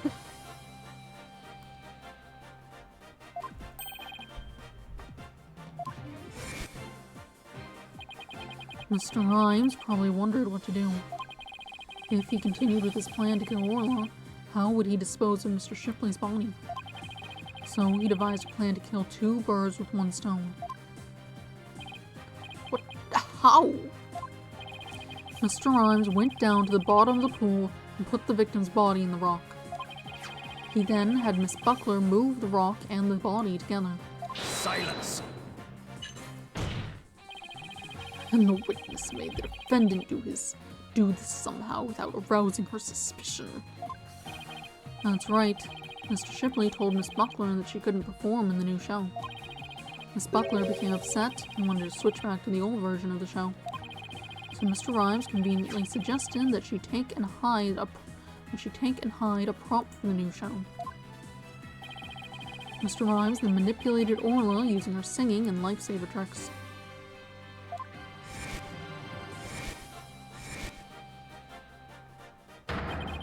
He schemed to have Orla find the body while Mr. Plume would be standing witness. He saddled Orla with the false charge of murder so that Orla would be put down. What?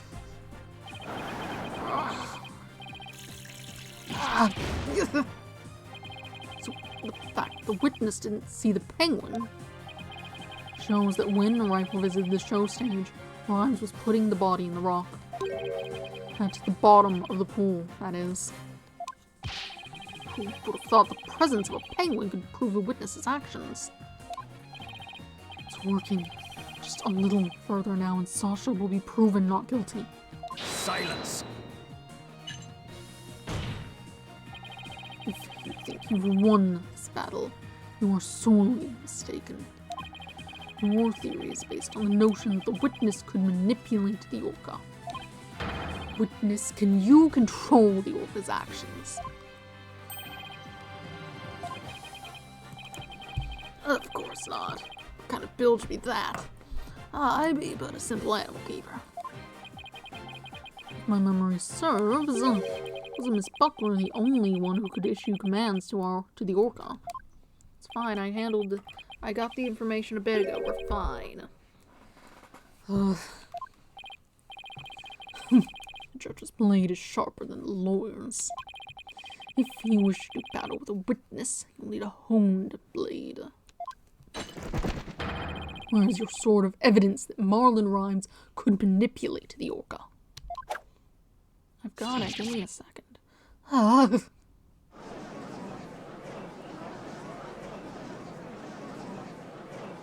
I have it in my pocket right now. Hold on. Rhymes had to have manipulated Orla in order for his plan to work. But how can I prove it?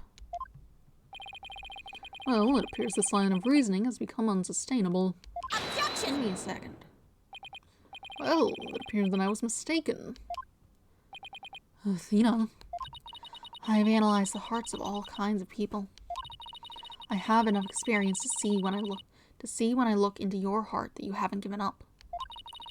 So that objection was my way of speaking up for your heart. she's right. Why would I become a lawyer again, only to give up? I have to keep fighting. Athena, thank you. With your help, I've remembered the old right way. The right way? Your Honor, I'm not finished with presenting my argument. Do you have anything else to ask this witness? You've cross-examined all the witnesses and presented all your evidence. You don't know what evidence I have. Objection! All the witnesses? I don't think so. I haven't cross-examined the most important one, the central figure in both cases. The central figure. The one involved in not only the case a year ago, but this current case too.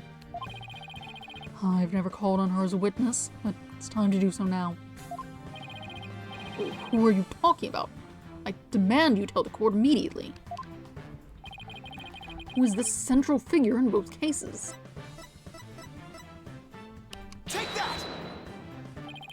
The defense calls the central figure in both cases Orla the Orca. You intend to cross-examine an Orca?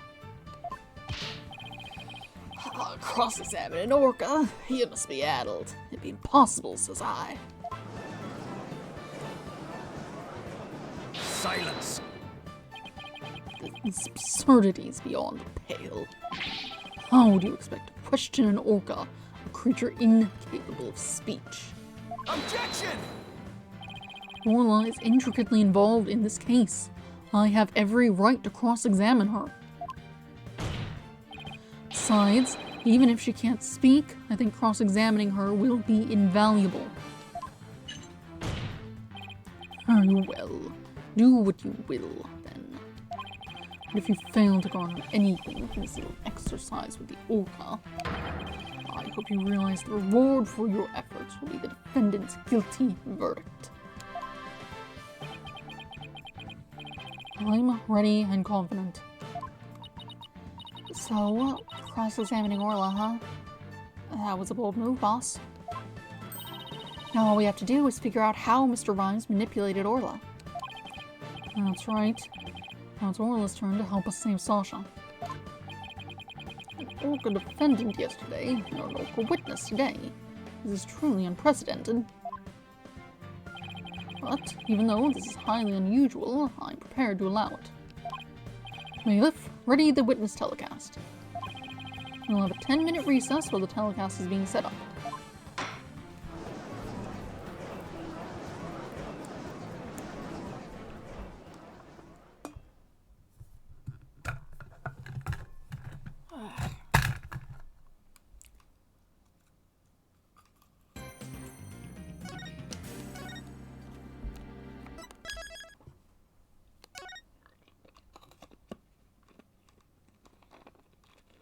I put a large piece of ice in my mouth.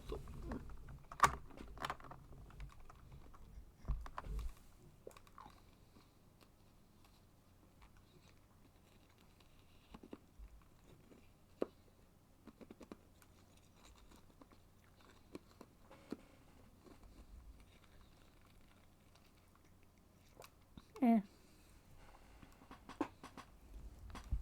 I thought it was perhaps a bit more melted than that. It would be easier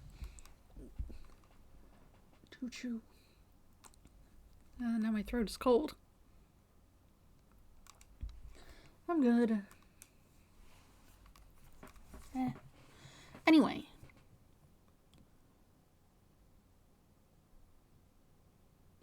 I was asked to do something during break, but I kind of haven't been doing break because the break was for feeding the cats, and honestly, with the thing of the cats need to be monitored when fed to prevent the one cat from getting the other cat's food because he has some stomach issues, needs to have his own separate food and can't eat their food. I've just been putting it off till after stream, but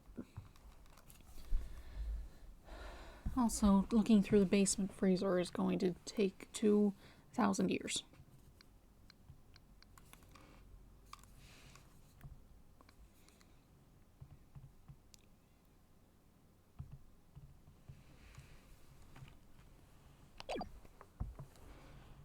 I'll just move on. July 22nd, 11:21 a.m., District Court, Defendant Lobby, number 3. Leave it to you to think up something like calling Orla, Mr. Wright. Well, she's the only one who knows all the answers, after all. I just talked to Pearls, and she said Orla seems to be feeling fine.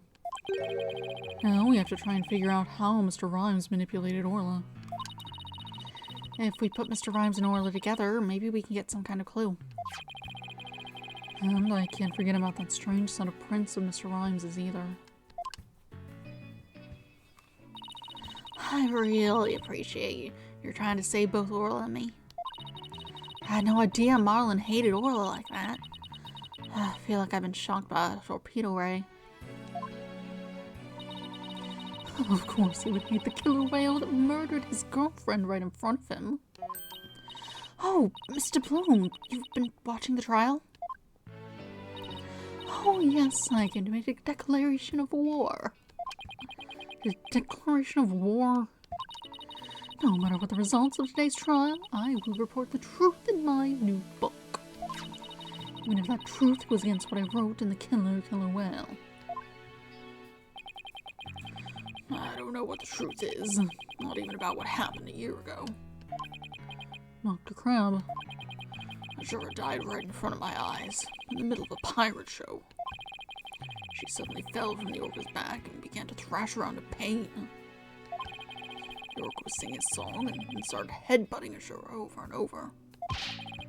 Finally, the orca took Azura in her mouth and brought her to the side of the pool. Just before she died, Azura was holding her chest in obvious pain. She was holding her chest.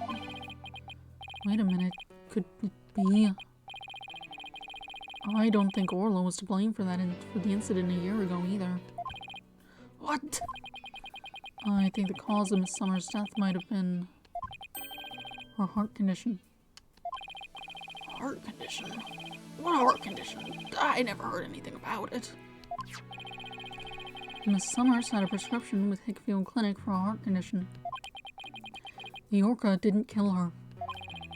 I think it's possible her heart condition did. What? I'm sure I had a heart condition too.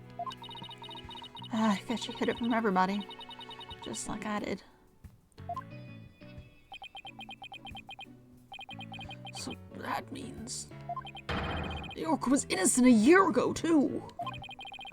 It's just a theory, but I think the orca headbutted Azura to check on her. And then did the lifesaver trick to rescue her.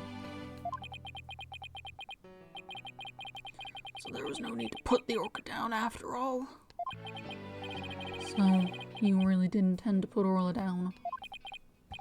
No, Jack and I were against such a thing from the start. But you said you were going to euthanize the orca. Yeah, I've been wondering about that. Dr. Crab, about this capsule. It's not a poison, but a sleeping drug, right? That's right. Even if Orla attacks someone, or even if the Center for Dangerous Animal Control demands she be put down, I never had any intention of killing her. I would use sleeping pills to make it look like she was dead and then set her free. That's why I purchased so many sleeping capsules. Oh, that's why? I never considered the possibility that that poor woman's death was illness. She seems pretty determined to be wrong. I simply want to know the truth. That is why I will tell you who my client is. The day I witnessed the owner's death, I was there at the request of the animal keeper. Marlon Rhymes. That is correct. That day, my client called me to ask me to investigate the orca pool. He must have wanted you to witness what Orla was going to do. Why did you decide to tell us this? My desire to protect my client was standing in the way of the truth. I couldn't allow that. I will be watching to see how this all unfolds. Good luck to you, blue and yellow duo.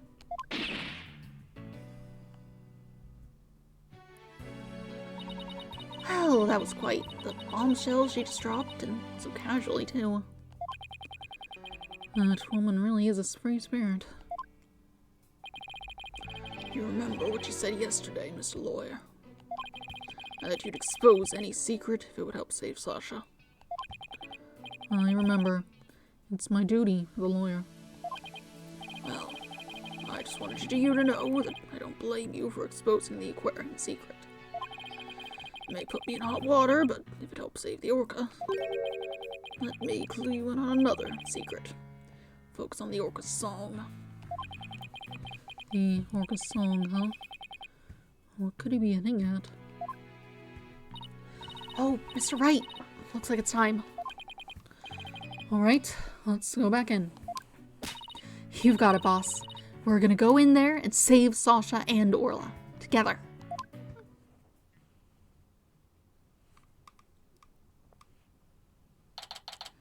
July 22nd, 11:30 a.m.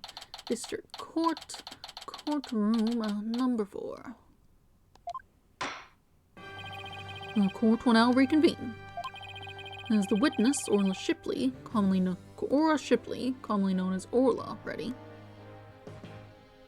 Why are those different?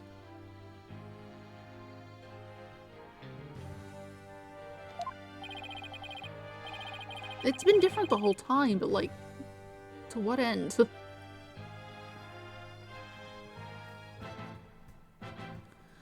Well, the orca is present, but I highly doubt she understands what's going on.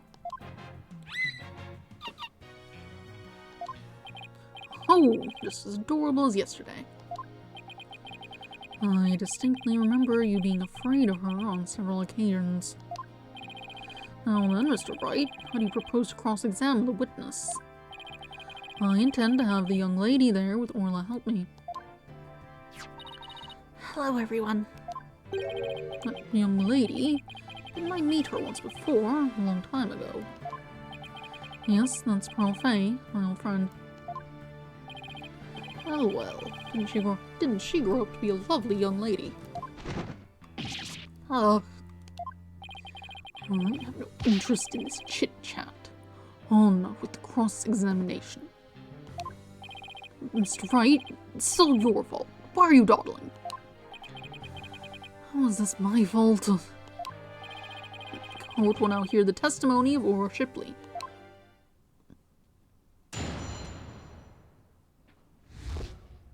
How Orla was manipulated.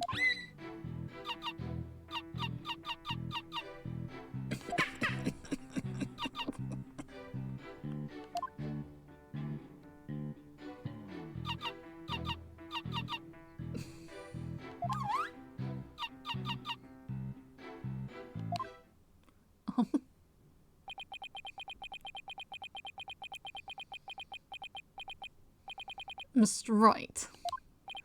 Yes, Your Honor? Do you seriously intend to cross-examine this orca?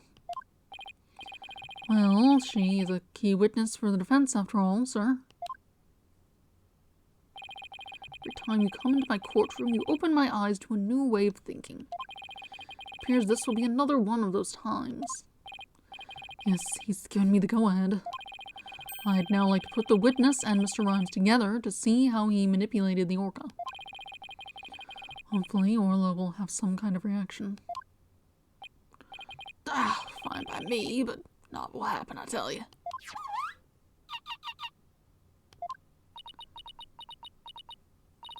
Mr. Rhymes was right. Nothing happened. I guess I shouldn't have expected it to be easy. How did he manipulate her? Right, Dodo. I hope you realize that if you can't prove with this cross-examination how Rhymes controlled the orca, your defendant will be declared guilty immediately. Yes, I realize that. This is my last chance. I have to figure out how Rhymes commanded Orla to do her tricks. Please begin your cross-examination, Mr. Wright. Does pressing anything do something? Hold it! What do you mean by that? Miss Shipley, I'm afraid Fleet is not going to get us anywhere. This is your plan of action. You are incapable of interpreting orca speech. If you are incapable of interpreting orca speech, this entire exercise is folly. Objection! You leave the interpretation of Orla's heart to me. All right, girl, what have you got to say? Let me hear it.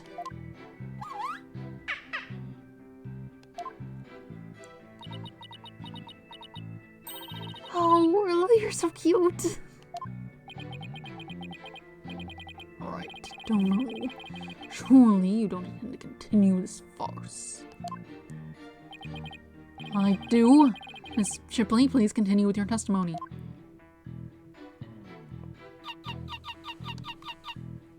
What is click? Hold it! Could you interpret that for the court, Miss Sykes? I'm getting a strong reading of happiness. Maybe she thinks she's doing a show. I demand serious witness testimony. This is no time for fun and games. If you continue this mockery, I will subject you to 40 lashes with a wet fish. Not a wet noodle? That just sounds fishy. Hey, speaking from experience, anything's better than 40 lashes from a whip. The defense will please caution its witness to conduct herself with propriety. I don't think there's a lot we can do about that. What is worrying? Hold it! Instead of impersonating a one orca band, could you show us the lifesaver trick? I guess Orla won't do what you want unless you give her the proper signal. Oh, doesn't Orla sing beautifully? Aka's singing voice is much more melodic and cleaner. Neither one should quit their day job. Please continue your testimony, Miss Shipley.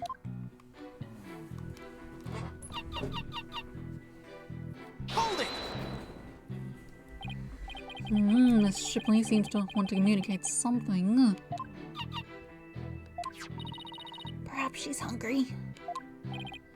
Miss Fay, could you give Miss Shipley a snack? Certainly. One moment.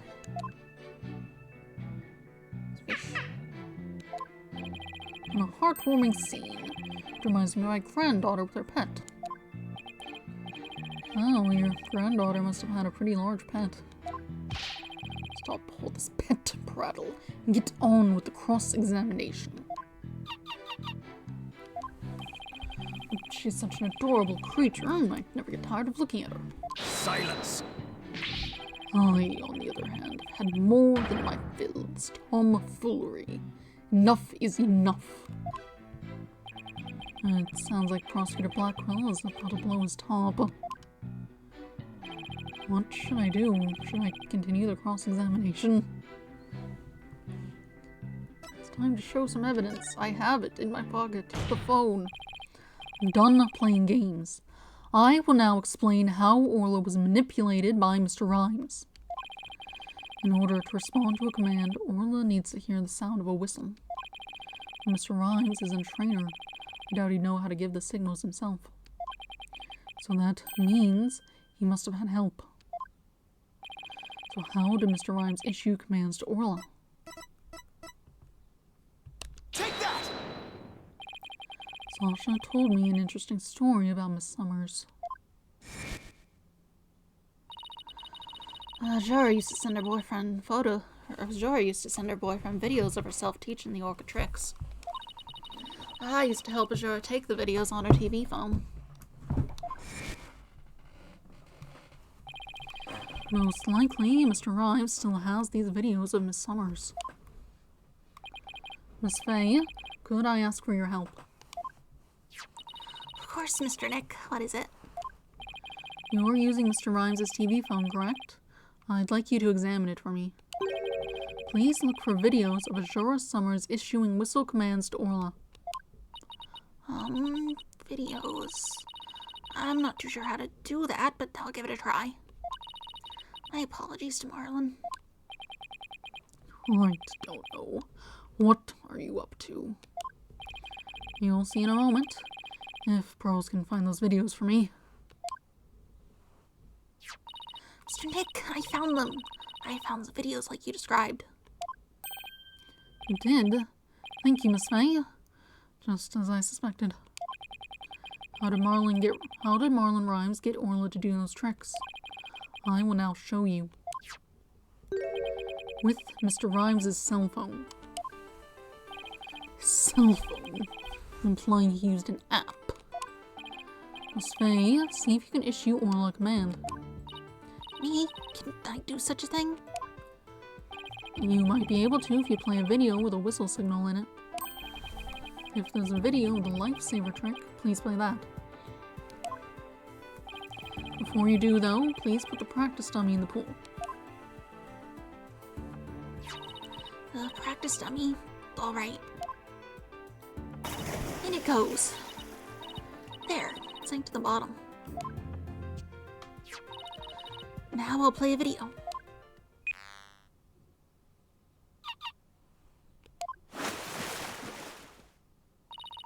Orla's diving down, heading straight for the dummy.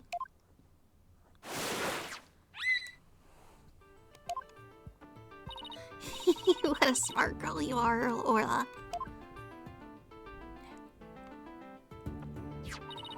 The lifesaver trick was a complete success, Mr. Dick. Thank you, Miss Faye. You were a big help. Now I have proof. Unbelievable. You actually pulled it off. That was the lifesaver trick we saw yesterday. Is Miss Faye an orca trainer now? No, Your Honor. I'll explain after we try one more trick. Now let's see if we can command Orla to do the singing trick. Miss Faye, there's a video of the singing trick. Please play that. Certainly. Let's see. Is it this video?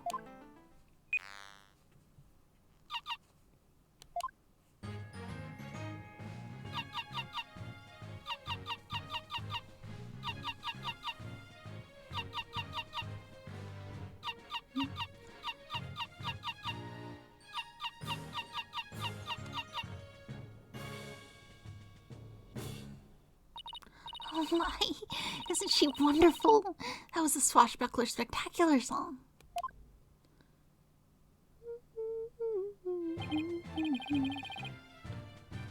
Oh, what a lovely singing voice. It wasn't bad. By the way, how did Miss Faye give the orca those commands? Marlon Rhymes has something on his phone that his girlfriend, Azura Summers, sent him. They're videos of Miss Summers issuing commands to Orla with a whistle. If they have Orla listen to the sounds of the signals, anyone at all could command Orla. My, anyone at all? Yes, I believe so, Your Honor. All they would have to do is play those videos. Mr. Wright, please submit those videos as evidence. I'm getting the sneaking suspicion the judge just wants to try it out for himself. Mrs. Fay, could you send those videos to the TV phone here? All right, certainly. Got them. All right. I'll try playing one.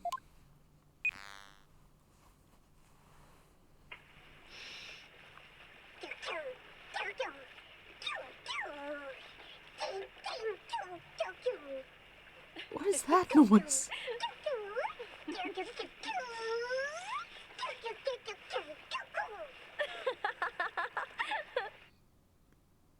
That's a different noise.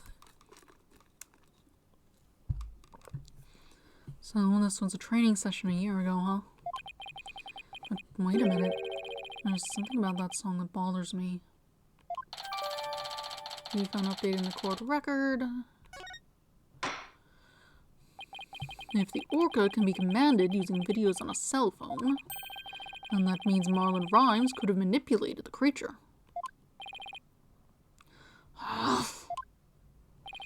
Mr. Rhymes, you can't talk your way out of it now. Silence.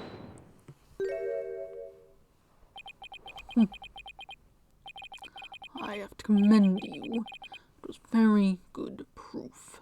I concede Marlon Rhymes could have manipulated the orca. But isn't it true that the defendant could have done it as well? All she would have to do is use the whistle she knows how to use so well. She wouldn't have had to use those videos. Surely you admit it's a possibility. She could have easily had Norma DePlume witness the singing and the lifesaver trick. He was trying to argue that it was equally possible for Sasha as it was for Rhymes, is he? Is that true? Let me think about that for a minute. That's right. Those weren't just simple cries. It was singing. As I approached the pool, the killer whale suddenly started singing. It kept headbutting while it sang the swashbuckler spectacular song. The culprit made sure Miss DePlume heard the song and saw the lifesaver trick. Couldn't Sasha have shown these two tricks to the witness? She can't do more than one at the same time. No, I don't think Miss Buckler could have created the same conditions as the culprit. You challenge me to battle. I hope your sword is sharpened. Let me see those sword skills of yours. Don't you worry, my sword is drawn and ready. My sword is evidence that the two tricks couldn't have been shown at the same time. Take that! Miss DePlume said in her testimony that she witnessed these two tricks at the same time. However, that fact is inconsistent with how Orla performs tricks. How Orla performs tricks? What are you talking about? Orla can't perform two tricks at once. She performs only one trick per whistle signal. That's how she's been trained. In other words, it would be just like with a dog. If you tell him to both sit and shake, he won't do them at the same time. And they have to be already sitting to do shake. Do they not? They balance better that way. Get their hand up higher. Am I understanding it correctly? Yes, that's the idea, Your Honor. I wonder if the judge has a dog. What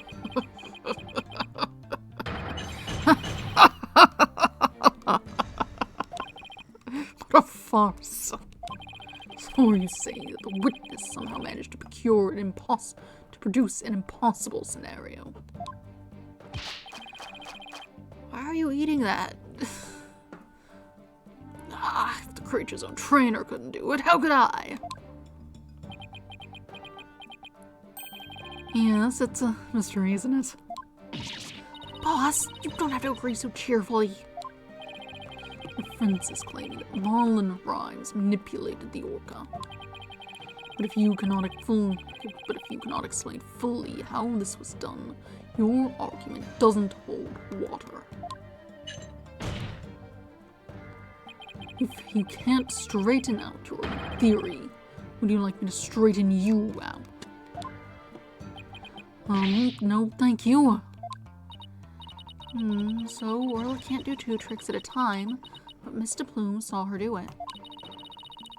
This logical inconsistency means there's a flaw somewhere. Was Mr. Plume lying? Or is it not true that Orla can't do 2 tricks at a time? Mr. Plume had no reason to lie about such a thing. If it really is impossible for Orla to perform 2 tricks at once, then maybe either the lifesaver trick or the singing trick was faked. Faked. Yes, maybe Orla only performed 1 of the tricks, but it was made to look like she performed 2. Silence! Maybe. How do you expect to conduct a sword battle with conjecture? Sounds like I'd better present some evidence here and fast. Although I'm concerned about your profuse sweating, Mr. Wright, allow me to ask you. Which of the 2 was faked, the lifesaver trick or the singing trick? The defense wishes to argue that the singing trick was faked. And on what grounds do you base your assertion that the singing trick was faked? Here's a walkie-talkie.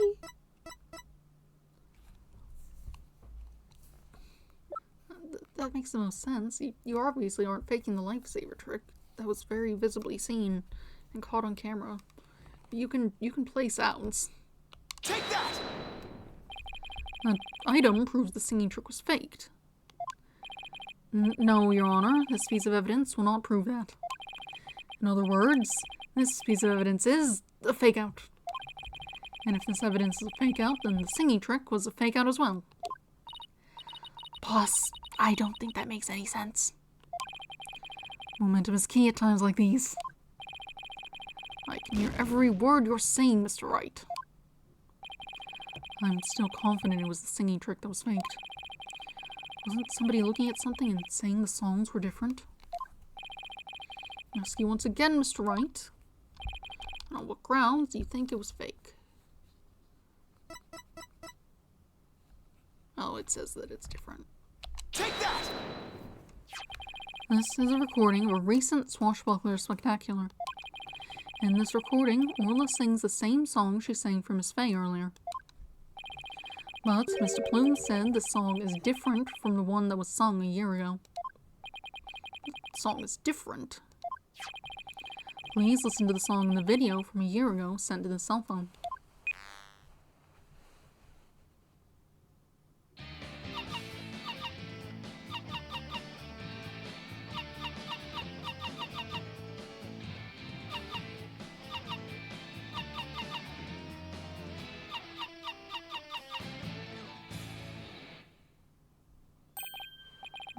Yes, it sounds quite different from the song Orla sang for Miss Fay earlier.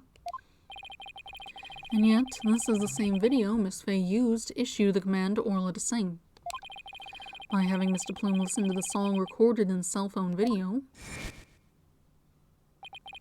the true culprit made Mr. Plume think Orla was singing the song from a year ago. Only Marlon Rhymes, the owner of the cell phone videos, could have done this. Silence!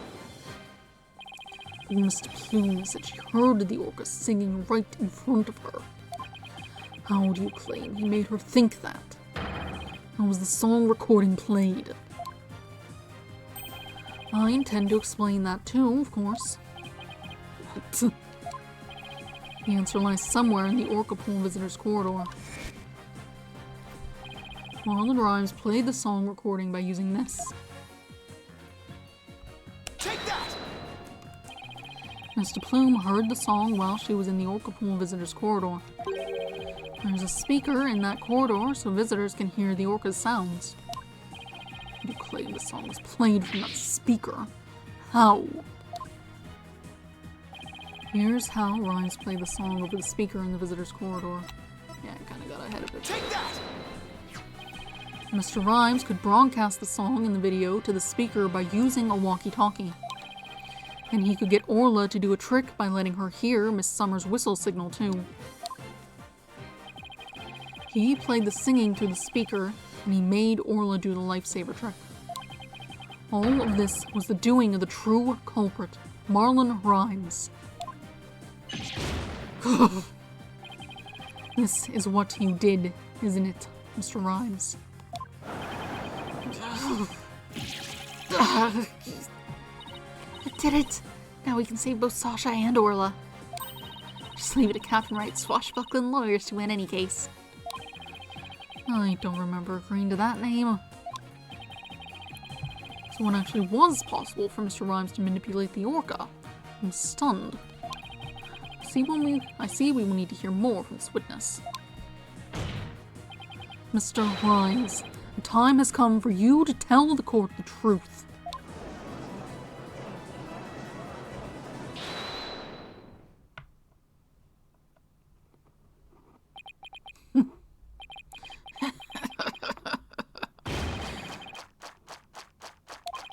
So I used a walkie-talkie, you say? Ah, sorry, but you're dead wrong, me bucko. It'd be impossible, says I. What do you mean, impossible? I shall sing ye a shanty to sit dissing your scurvy theory. Hark ye well now. Oh, Oh, good. Great. The dissing of Phoenix Wright. Walkie-talkie broke for real. This floor's freestyle got no appeal. Broke for the plume on the scene. Broke. You're just going. It doesn't.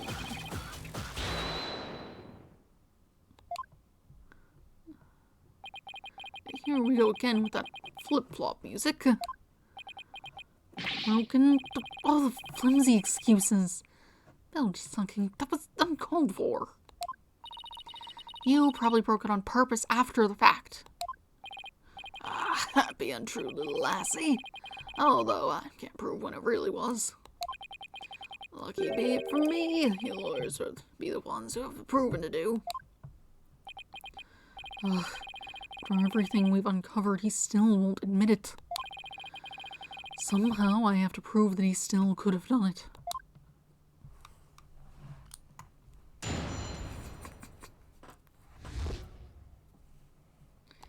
Well, now we can actually read the text. Still got no appeal. Broke before the plume on the scene. Broke before Wright could ever dream. During cleaning time, lawyer spitting lies. The orca doesn't listen. Kill the captain. No way. Hold it! Mr. Rhymes, are you sure it was your walkie-talkie that was broken? Of course I'd be sure. Although it doesn't have my name written on it or anything. But you can't prove it not me. It'd be not me walkie-talkie, now can you? I'll never save Shalsha this way. Figure out how he got a command Orla. Rhymes couldn't get a command to the orca. Your theory crumbles. Everything you've done will go up in smoke. Ooh, my chair.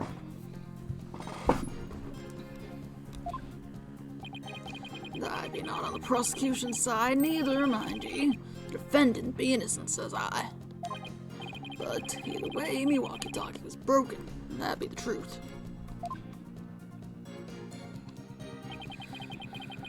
Before on scene. Hold it! Do you have some way of proving that statement? Silence! Burden of proof is on you.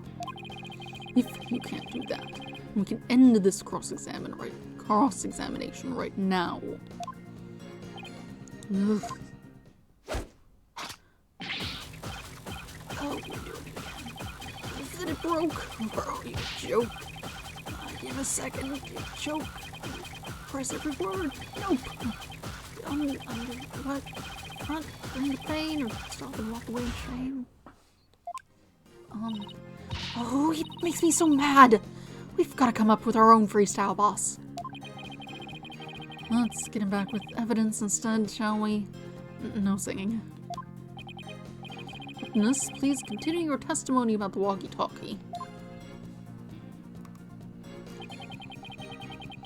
Cleaning. Hold it!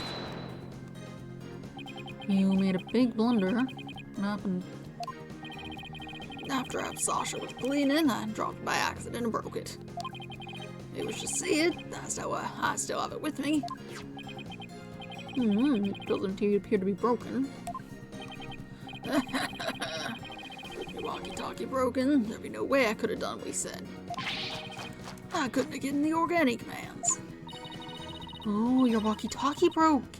Isn't that just so convenient? Mr. Rhymes, I think you broke it on purpose. Miss Lawyer, none of your false accusations, please. I broke it on purpose. Where be your proof? I don't have any proof. If this walkie-talkie was broken, it throws a monkey wrench into my whole theory. When he let Pearls borrow his cell phone so casually yesterday, he must have already been confident I wouldn't be able to prove anything. You'll never get me to agree to that. You'll never get me to agree that Pox door could be innocent. If something be not done about her, she'll get Sasha one day too. That orca killed the captain. Weren't me. Oh, I thought it froze. No, he just stopped animating. So you intend to continue to claim the defendant is innocent, do you? And I won't stand for that. Now, right, Dono. What's your next move? Your Honor, I would like to examine that walkie-talkie if you don't mind. Certainly, here you are. Let's see if there's any way to tell when the walkie-talkie was broken. If he gave Orla that command, then it couldn't have been broken at the time. Well, we can look at it. I can use it to rotate the evidence, I can examine it. Yes. Zoom in and out with Y and B. Now let's check every last inch of it for anything off. I found the problem.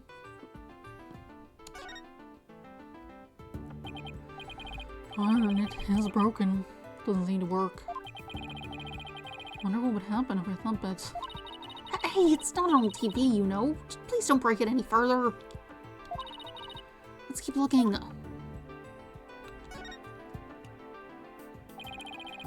A walkie-talkie shaped like a sword. Pretty clever, but I don't see anything odd. Well, a sword walkie-talkie in of itself is pretty odd, I guess. But let's keep checking it out.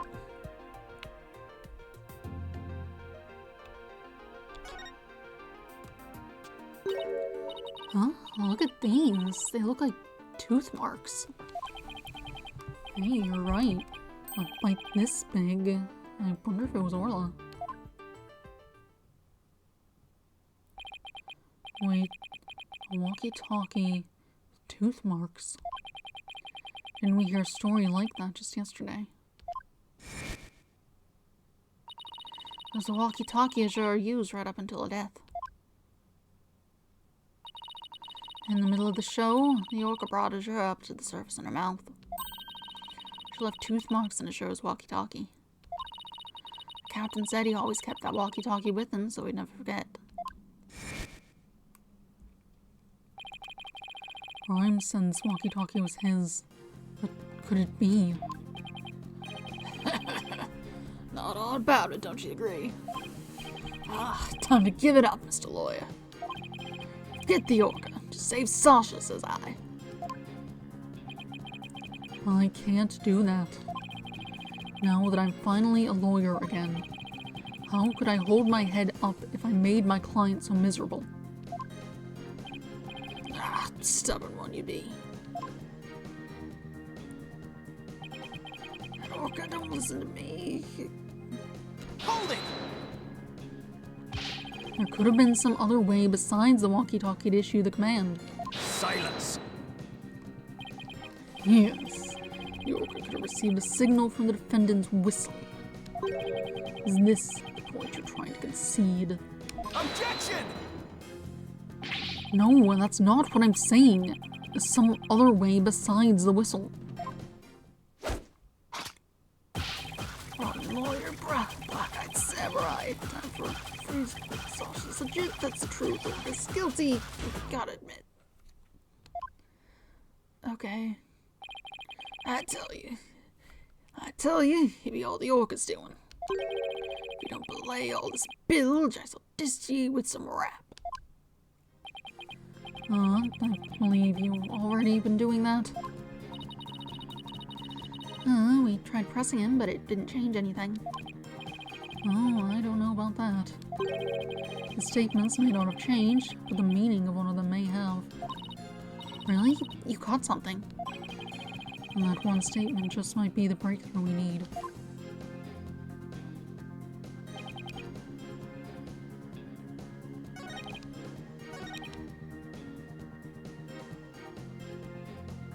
I'm guessing it's this statement? Because it's definitely broken before this point. The point is, it's not yours. Oh, it's in this picture. Objection! Not there. That statement is clearly inconsistent with this evidence, Your Honor. I hope you don't think waving a finger about aimlessly is going to help you win this trial. I agree. I see nothing inconsistent with that evidence. Now I have a thing to say. I must have the wrong evidence. No, I think I have the wrong statement.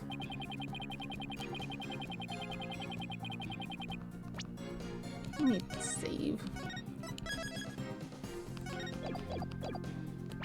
Unless there's a different thing that more clearly points out the problem, but...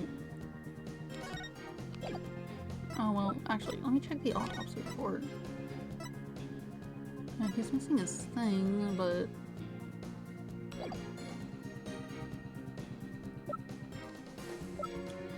where's the shot? Objection! Not that. I must have the wrong statement.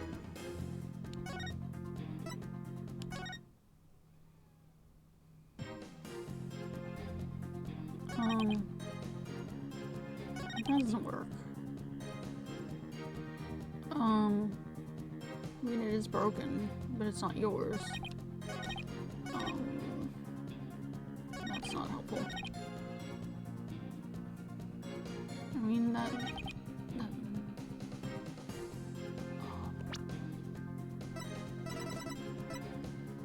it's not yours. Objection! Okay, no. How do I... It's not your walkie-talkie. How do I tell you that? I should do aquarium staff for communication.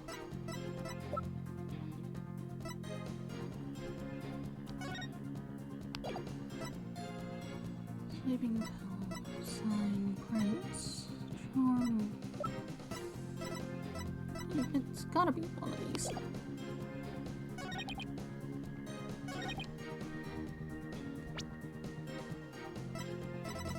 This isn't yours. Look at this picture. Okay. The walkie-talkie that the witness brought with him to court today may have been stolen from the victim, Mr. Jack Shipley. Dark, where it may look like a band of pirates, but thievery, tah! According to the defendant's statement, Mr. Shipley talked to her on his walkie-talkie before his death. However, no walkie-talkie was found near the victim's body. Methinks the police just didn't look hard enough. Besides, the captain's walkie-talkie wasn't broken. Be that not right. Those walkie-talkie has naught to do with mine. I'm not so sure that's true. The victim fell to his death. It's quite possible his walkie-talkie broke in fall. You stole the walkie-talkie after the victim's death, didn't you, Mr. Rhymes? Silence! I will not allow such leading questions, right, Dono? If you claim the walkie-talkie belonged to the victim, show me your evidence. Certainly, I plan on doing just that. Please look at these tooth marks here on the walkie-talkie. Tooth marks? Oh, yes, I see them. The victim's walkie-talkie was a keepsake that used to belong to Azura Summers, who died a year ago. These tooth marks were left by Orla when she carried Miss Summers in her mouth.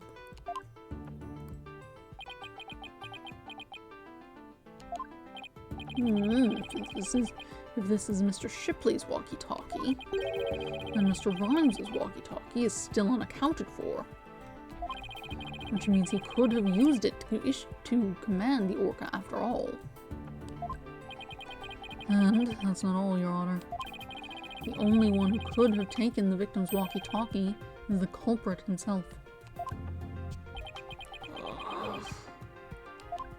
The fact that Marlon Rhymes had the victim's walkie-talkie is proof that he murdered Jack Shipley.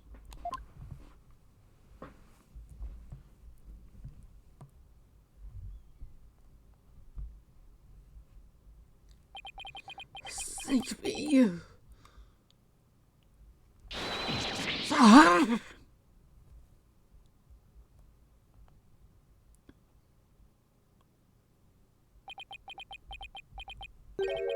Not so fast, Mr. Lawyer.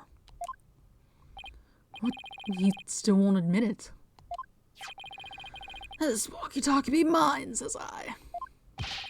And how do you explain the tooth marks on it? I've had many the run-in with that orca myself. She bit me more than once, and me walkie-talkie too. Evidence of our fights are carved here into me body. My goodness, I can clearly see the tooth mark scars in your skin. What? Are those really scars from being bitten by Orla? I don't even think that's really your body. You did not look like that, like an hour ago. You want answers? I got some. These scars from Orla's, right? Put up a nasty fight. This orca bit me and left me scared. Scarred. Like, scared. Record check. I'm just being frank. How do you... You just keep going.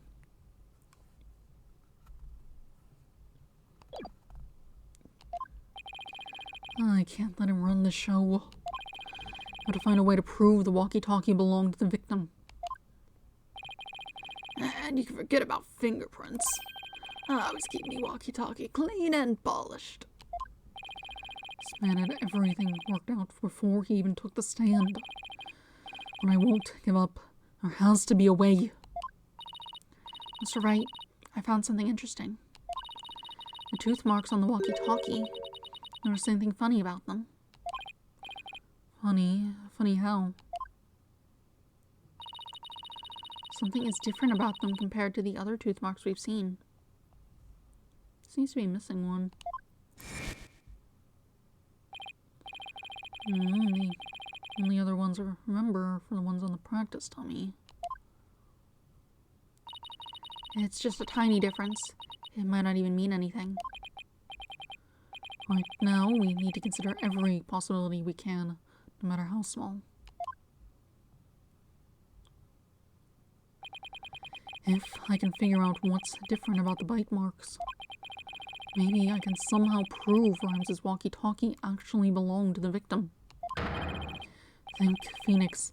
You can turn everything around, right here and now.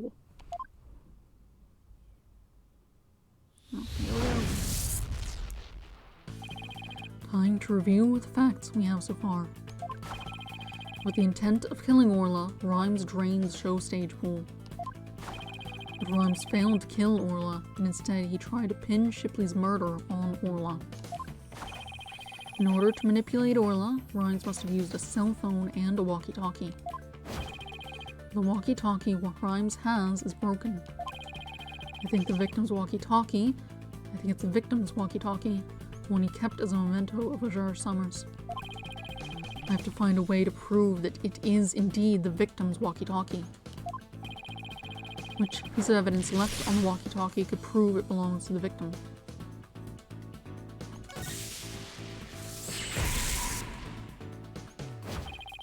We have two pieces of evidence with tooth marks, the walkie-talkie and the dummy. What's striking about these two pieces of evidence?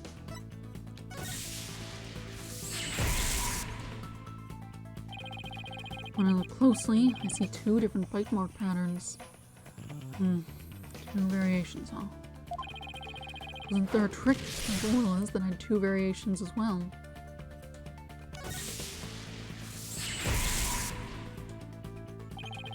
A year ago, the orca's song and teeth marks were different from what they are now.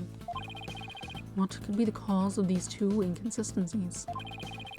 What's behind the fact that the orca's tooth marks and song were different a year ago?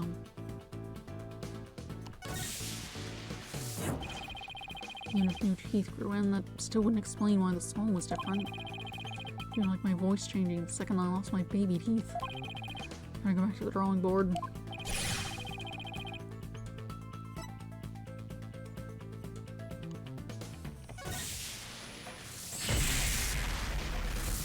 Two different orcas. I'm starting to think there are two different orcas. The one a year ago and Orla now. And if the orca a year ago wasn't Orla, it means the bite mark on the walkie-talkie isn't Orla's like Rhymes said it was. Now I can finally prove the walkie-talkie belongs to the victim.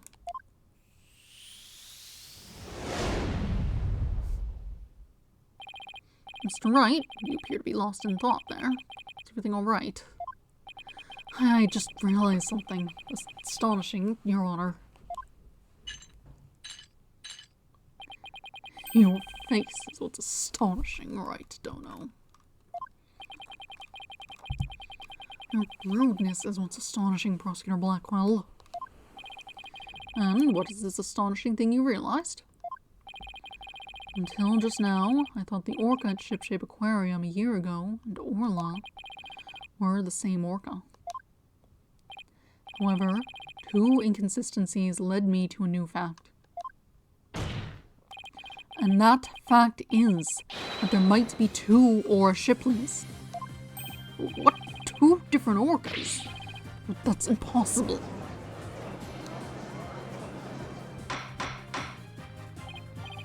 Order in the court. Explain it yourself. What is the basis for this preposterous claim?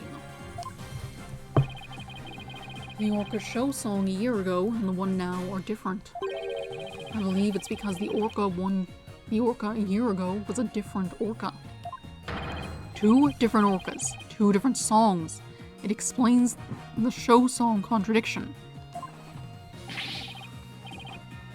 What this Bilgewater talk? I don't understand. I'm talking about the truth.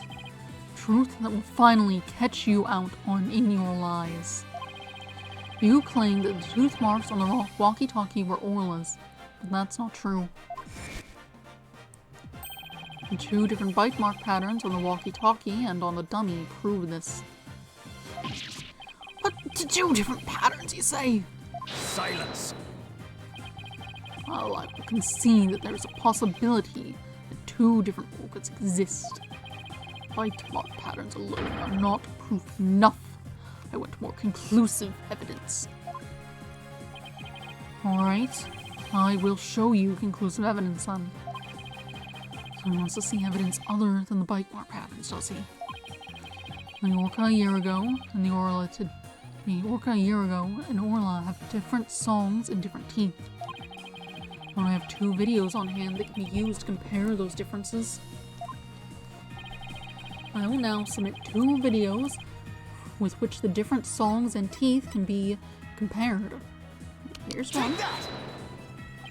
And here's the other. Take that! Please compare these two videos, one from a year ago and one recent. As discussed, the two orcas are singing two different songs. Please also pay special attention to the appearance of the two orcas' teeth. How exactly do you claim their teeth are different? Let's look for shots in the two videos where the orca's teeth are shown.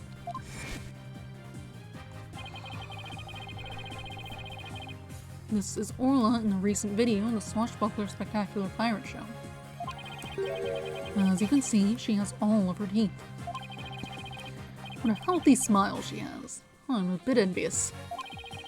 Next, let's take a look at the TV phone video from a year ago. Just when I thought, their teeth are different. Oh, I believe the smile looks a little different from the one we saw a moment ago. As you can see, the orca from a year ago has one tooth that's broken off. The teeth are different than... Yes, if the teeth are different, they, of course, leave different bite mark patterns. On the practice dummy, you can see Orla's uniform pattern with all teeth intact. And on the walkie-talkie, you can see that one tooth is missing from the pattern. Ah, I can see it! Just like the smile of the orca in last year's video.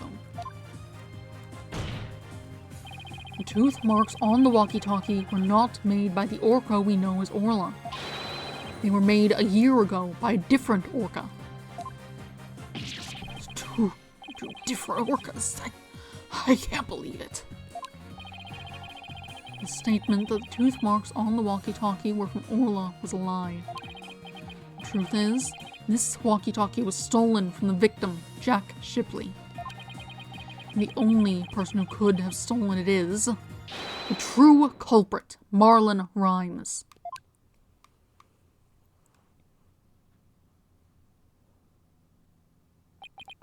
No, you got it all wrong. It'd be all the fault of that orca. Oh. You got it all wrong.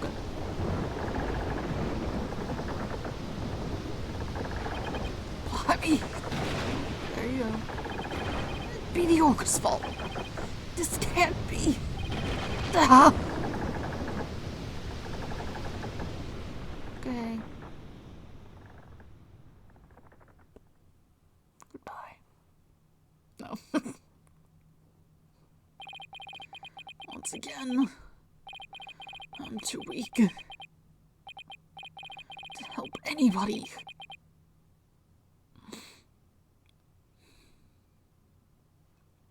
You want to look normal again yet?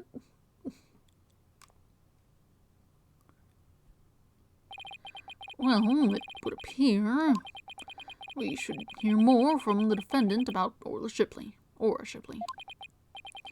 Sasha Buckler. Yes, Captain Judge. Is what Mr. Wright claims true? Are there two different orcas?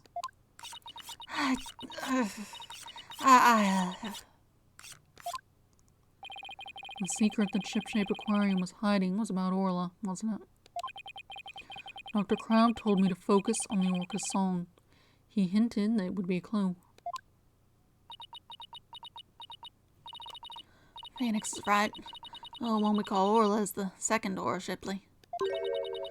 There actually used to be two orcas at Shipshape Aquarium. I used to call the first Orla Shipley just Ora for short.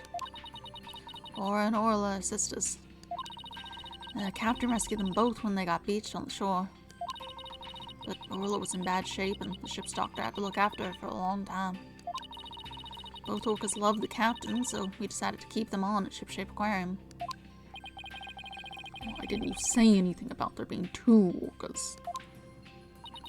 Well, because after the accident a year ago, Ora was put down.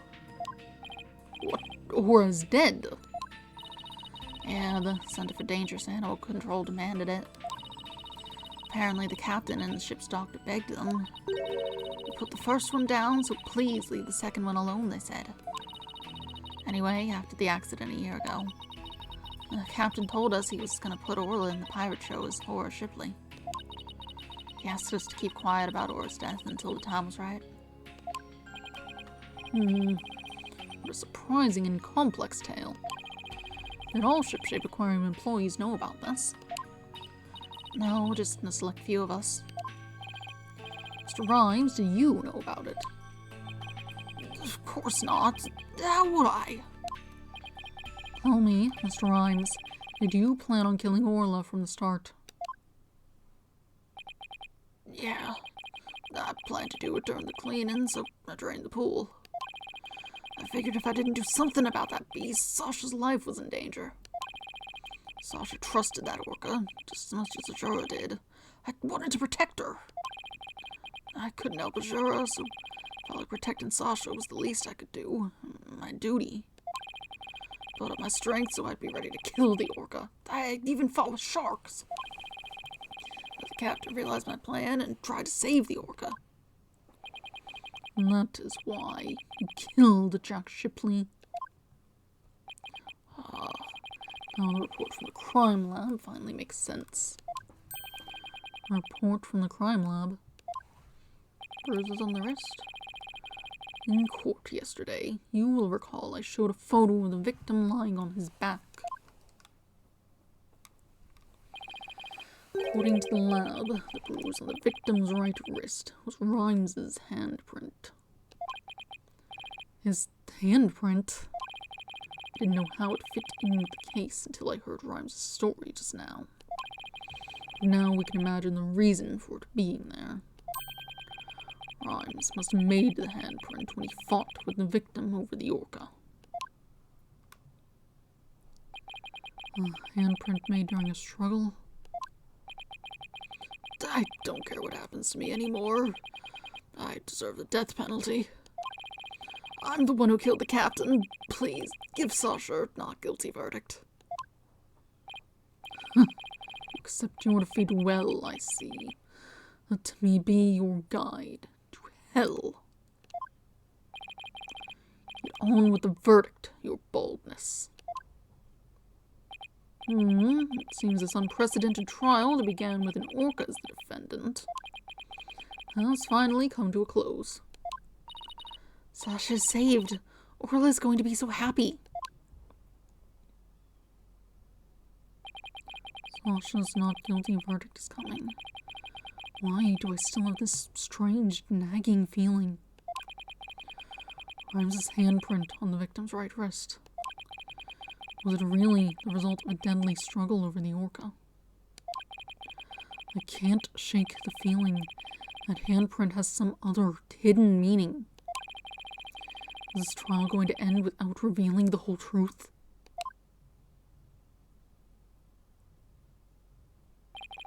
Very well, this court finds the defendant, Sasha Buckler. Hold it!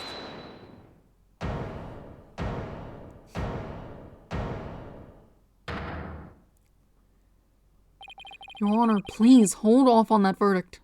Mr. Wright, what is the meaning of this?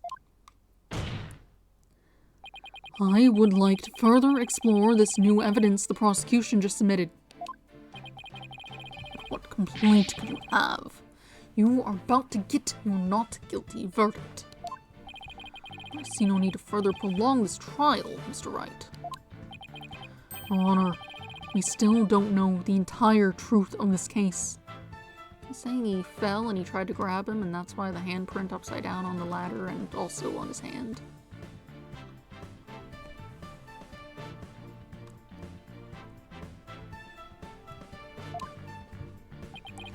This unnatural handprint Mr. Rhymes left on the victim's right wrist.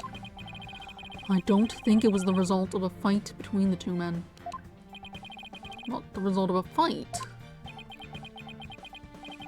And what do you suggest it was? Boss, what are you doing? You remember in that evidence we found at the show stage? Evidence? What evidence? That mysterious mark might be the key to understanding the whole case. Your Honor, the defense would like to submit evidence that will expose the truth of this case. A mysterious piece of evidence that pairs with Mr. Rhymes' unnatural handprint. Take that! Marlon Rhymes left behind a very unusual set of fingerprints at the show stage. In what way were they unusual? Hold on. They were right-hand prints on the left side of the ladder. If one were to grasp the ladder in the same way as the prints, it would look like this. It looks like the ladder is being grasped from above.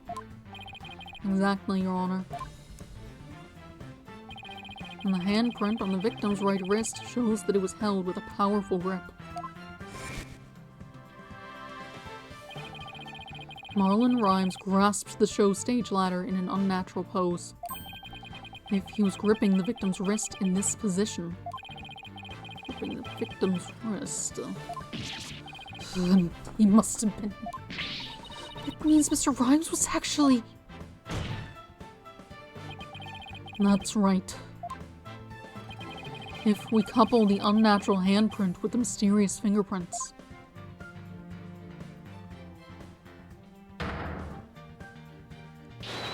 we see that Marlon Rhymes was trying to save the victim's life.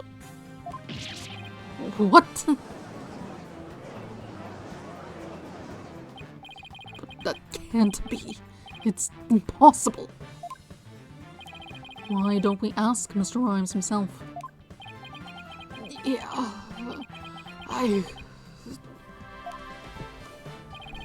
Mr. Rhymes, we want to hear the truth directly from you.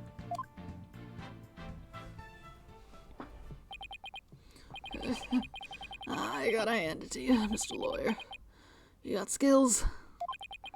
Why did you have to figure it out?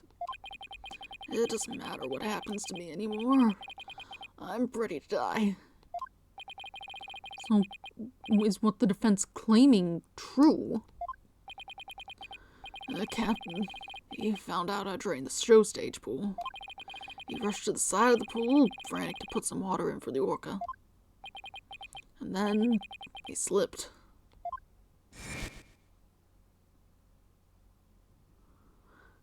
Captain, give me your left hand! No, Marlon, you'll fall too. Oh, he's never spoken. I don't know. Forgive me, Marlon. I didn't realize what deep pain you were in. The ladder's right there. Grab it. Grab the ladder. Pull up your other hand and grab the ladder. But please don't blame Orla. It's nobody's fault. Not Orla's, and not yours. Hey! Captain!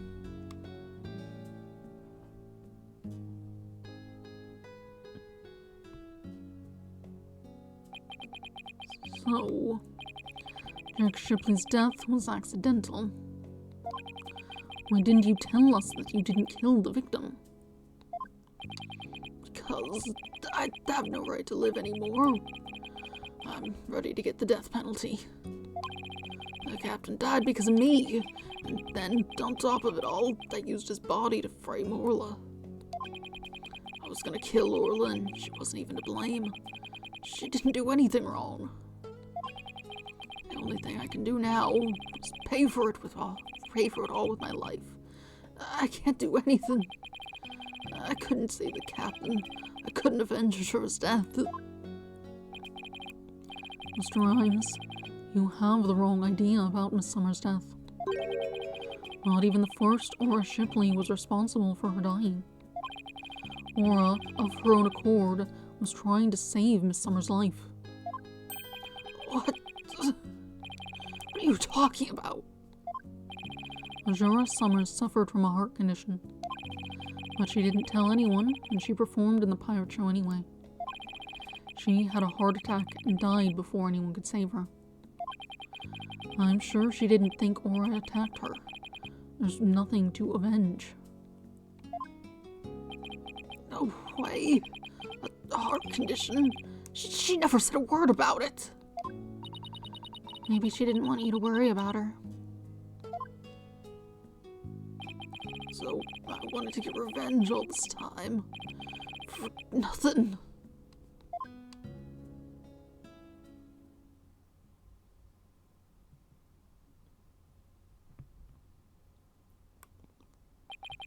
So, neither case was murder. Not a year ago, and not this time either.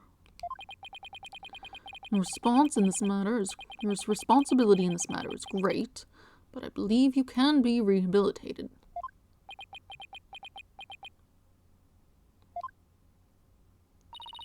Marlon, you better come back to Shipshape Aquarium when you're done, you hear? Orla and I, and everybody will be waiting for you. You still have a lot to offer, Mr. Rhymes. Live your life and never give up, for the sake of those who are gone as well. I promise to make up for what I've done, even if it takes me my whole life. Mr. Wright, Sasha.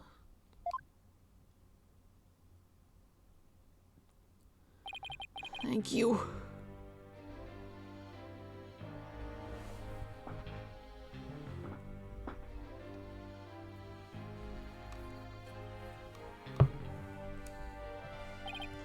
Well, I have seen countless trials, but never one that ended like this.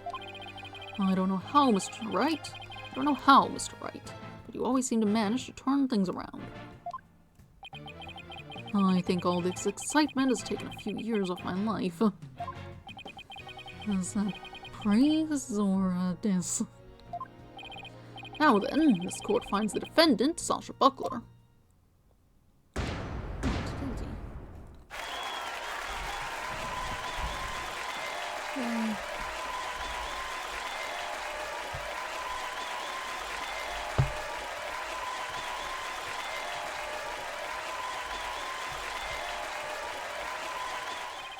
Court is now adjourned.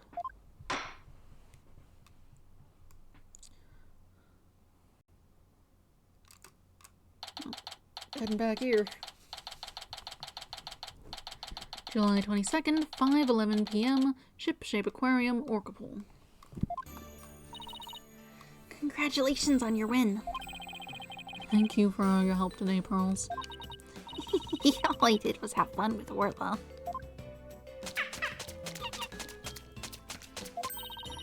Orla, I'm back. Oh, I missed you, girl. Oh, I'm so happy for you and Orla, Sasha. Everything turned out great. Phoenix, Lena, I really want to thank you from the bottom of my heart. Orla and I are both really grateful. I will now act out my gratitude with a little performance. Ha! Spoke lover, don't you think you'd better take care of your health first? All right, fine. I promise, no more shows until I'm better. I don't want anybody to worry about me after all. Good. I'm glad that's settled. Hey, buddy, Mr. Lawyer. You sent to blab every single one of the aquarium's secrets, didn't you? I'm sorry, Dr. Crab. Ah, that's alright. I'm glad. It was kind of hard to tell. Although, thanks to you, they now know that we're using the illegal torpedo system. But I think we'll be able to wiggle out of serious repercussions somehow. The writer lady is advocating for us, saying the law itself is to blame. She said she's going to look into getting the law changed. Wow, oh, Mr. Plume. She sure is a powerhouse. There's one thing you didn't figure out, by the way. Keep this to yourself, will you? We don't want it getting out publicly.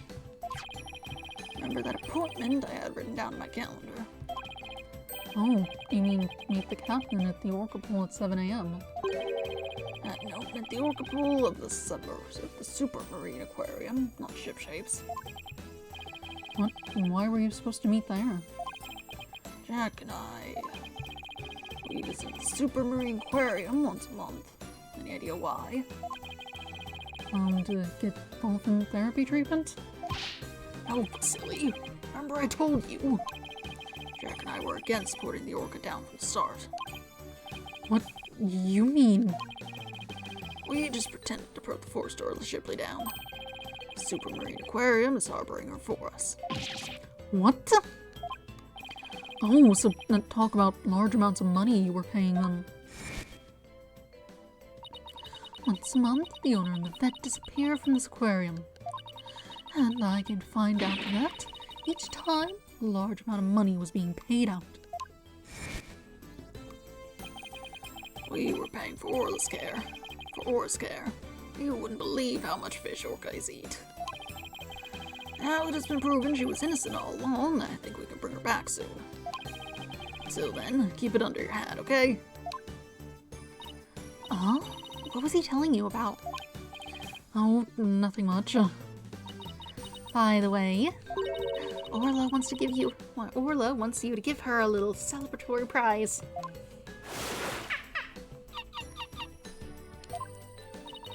Orla specifically requested that you give it to her, Phoenix.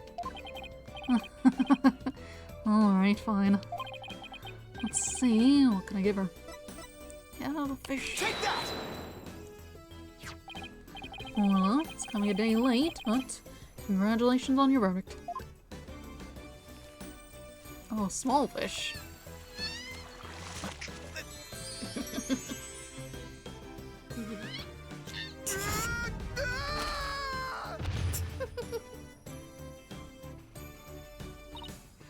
Oh my, are you lucky?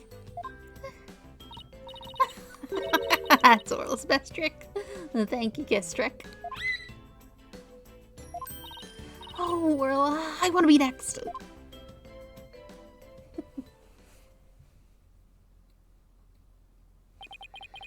And so, the curtain fell on my first trial in years.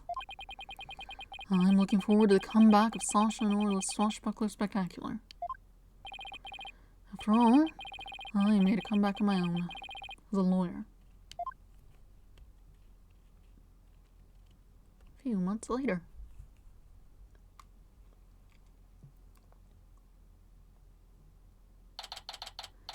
Date unknown. Time unknown. Ship-shape aquarium. Entrance. It's been a while since I visited Ship-shape aquarium. Now that Sasha has recovered from her illness, she's performing today. There's still some time before the show starts. I think I'll wander around a bit.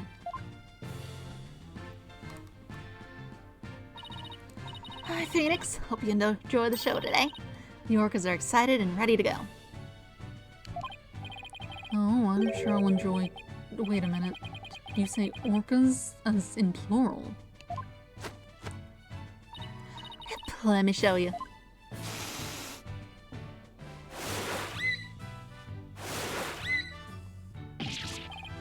What, two Orlas? Don't tell me. Yep, you got it right. Orla Shipley the First has returned to Ship-shape Aquarium. We be the three pirate sisters. We be out to stop the evil Scallywag League led by Red Sash and the Giant Octopus. Oh, I don't want to get in the way of their rehearsal. Yes, I better go. Guess I got someone else to play Red Stash. Oh, the visiting Blue Boy! Did you come for my book signing? Oh, Mr. Plume, there's a book signing? Yes, my new book is just out. It's called Ship-shape Aquarium. Don't pull the plug. The book signing will be held here in this room. After all, the vet owes me a favor. Yes, she got them to approve the use of the torpedo. I'm grateful. But why does she keep coming to my lab to bother me every single day? My next work will be entitled Sniper, the penguin leaves a nest.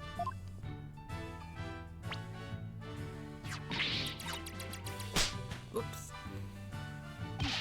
God, stop this cacophony. Why am I surrounded by carping females? Hey, Dr. Crab gets all the ladies. I guess I'll leave him to it. Oops, it's almost time for the show. Keep out. Where have you been, Daddy? Pauline and Athena already went in. While we were waiting, I brought some souvenirs to take back to the village. Sorry to keep you waiting. I bet they'll love your souvenirs back home, bros. By the way, I hear a certain someone is going to be in today's show. A certain someone? I wonder who it could be. Oh, it's almost time. The show's just about to start. Alright, let's go to the show stage then. I saved you all seats, Mr. Wright. Oh, I can't believe I get to see the show again. I'm so happy I want to dive in the pool. You better not. I think they'd call security. You're welcome in the pool anytime, Athena. Red Stash is the best swimmer of all. Huh? Who have you got playing Red Stash's role? Sasha! Alright, Orly, you're ready to go. Hey, I know that voice. Yep, you know it. Marlon is back and he's playing the role of Red Stash. It'd be the new Swashbuckler Spectacular. Hope you enjoyed me, buckos.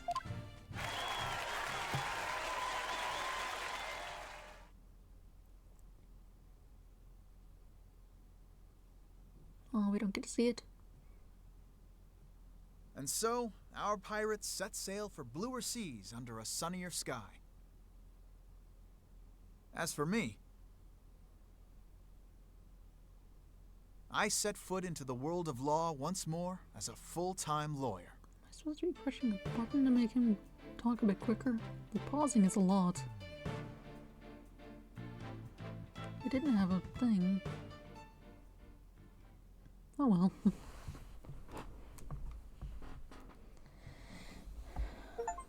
Oh, what's this? Congrats, you've unlocked a special bonus in the music and background setting screen. Commemorative. DD commemorative. Minoboshi Taro. Right. Something.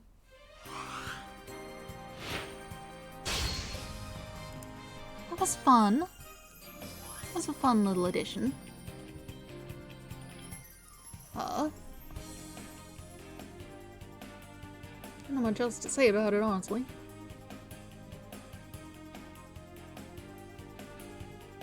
Fun things were happening, I suppose. That's really it.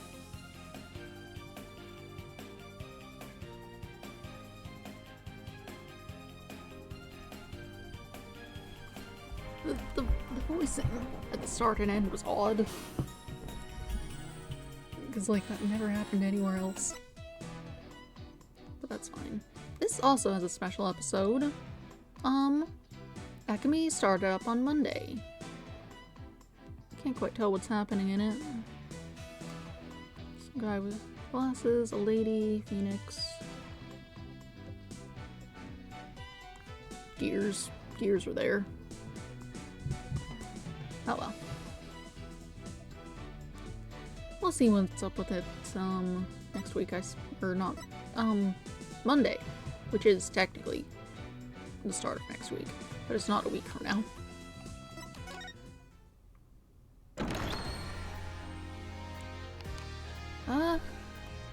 Yeah, we'll check out the special episode for, Spirit of Justice next week. Not, well, Monday. Monday is the word. Anyway, is anything else happening? Not right now. A little earlier than I usually stop, but it'd be weird to start the next one on this, especially with how I'm going to put it in the playlist. And then so we'll, I need to find something else to do on Wednesday. I think I am not going to do the Pokemon anymore. It's fine, but, like, I don't know. I just don't care. I'll find something else. I have a bunch of demos I found on like Steam. I haven't downloaded them, but I've saved them. So I might toss in some of those. Mostly visual novels, it looks like. I think this one might be an RPG. I'm not sure. I just saw them during that one event where they showed them. But I'll probably put on one of those on Wednesday. Let's see. But yeah, that's all. Monday, we'll get back to Ace Attorney. We'll do that special episode for Spirit of Justice. And then after that, the main game will be Ace Attorney, The Great Ace Attorney 2 is what we'll be doing. Yes. But that's all. Have a nice day. Goodbye.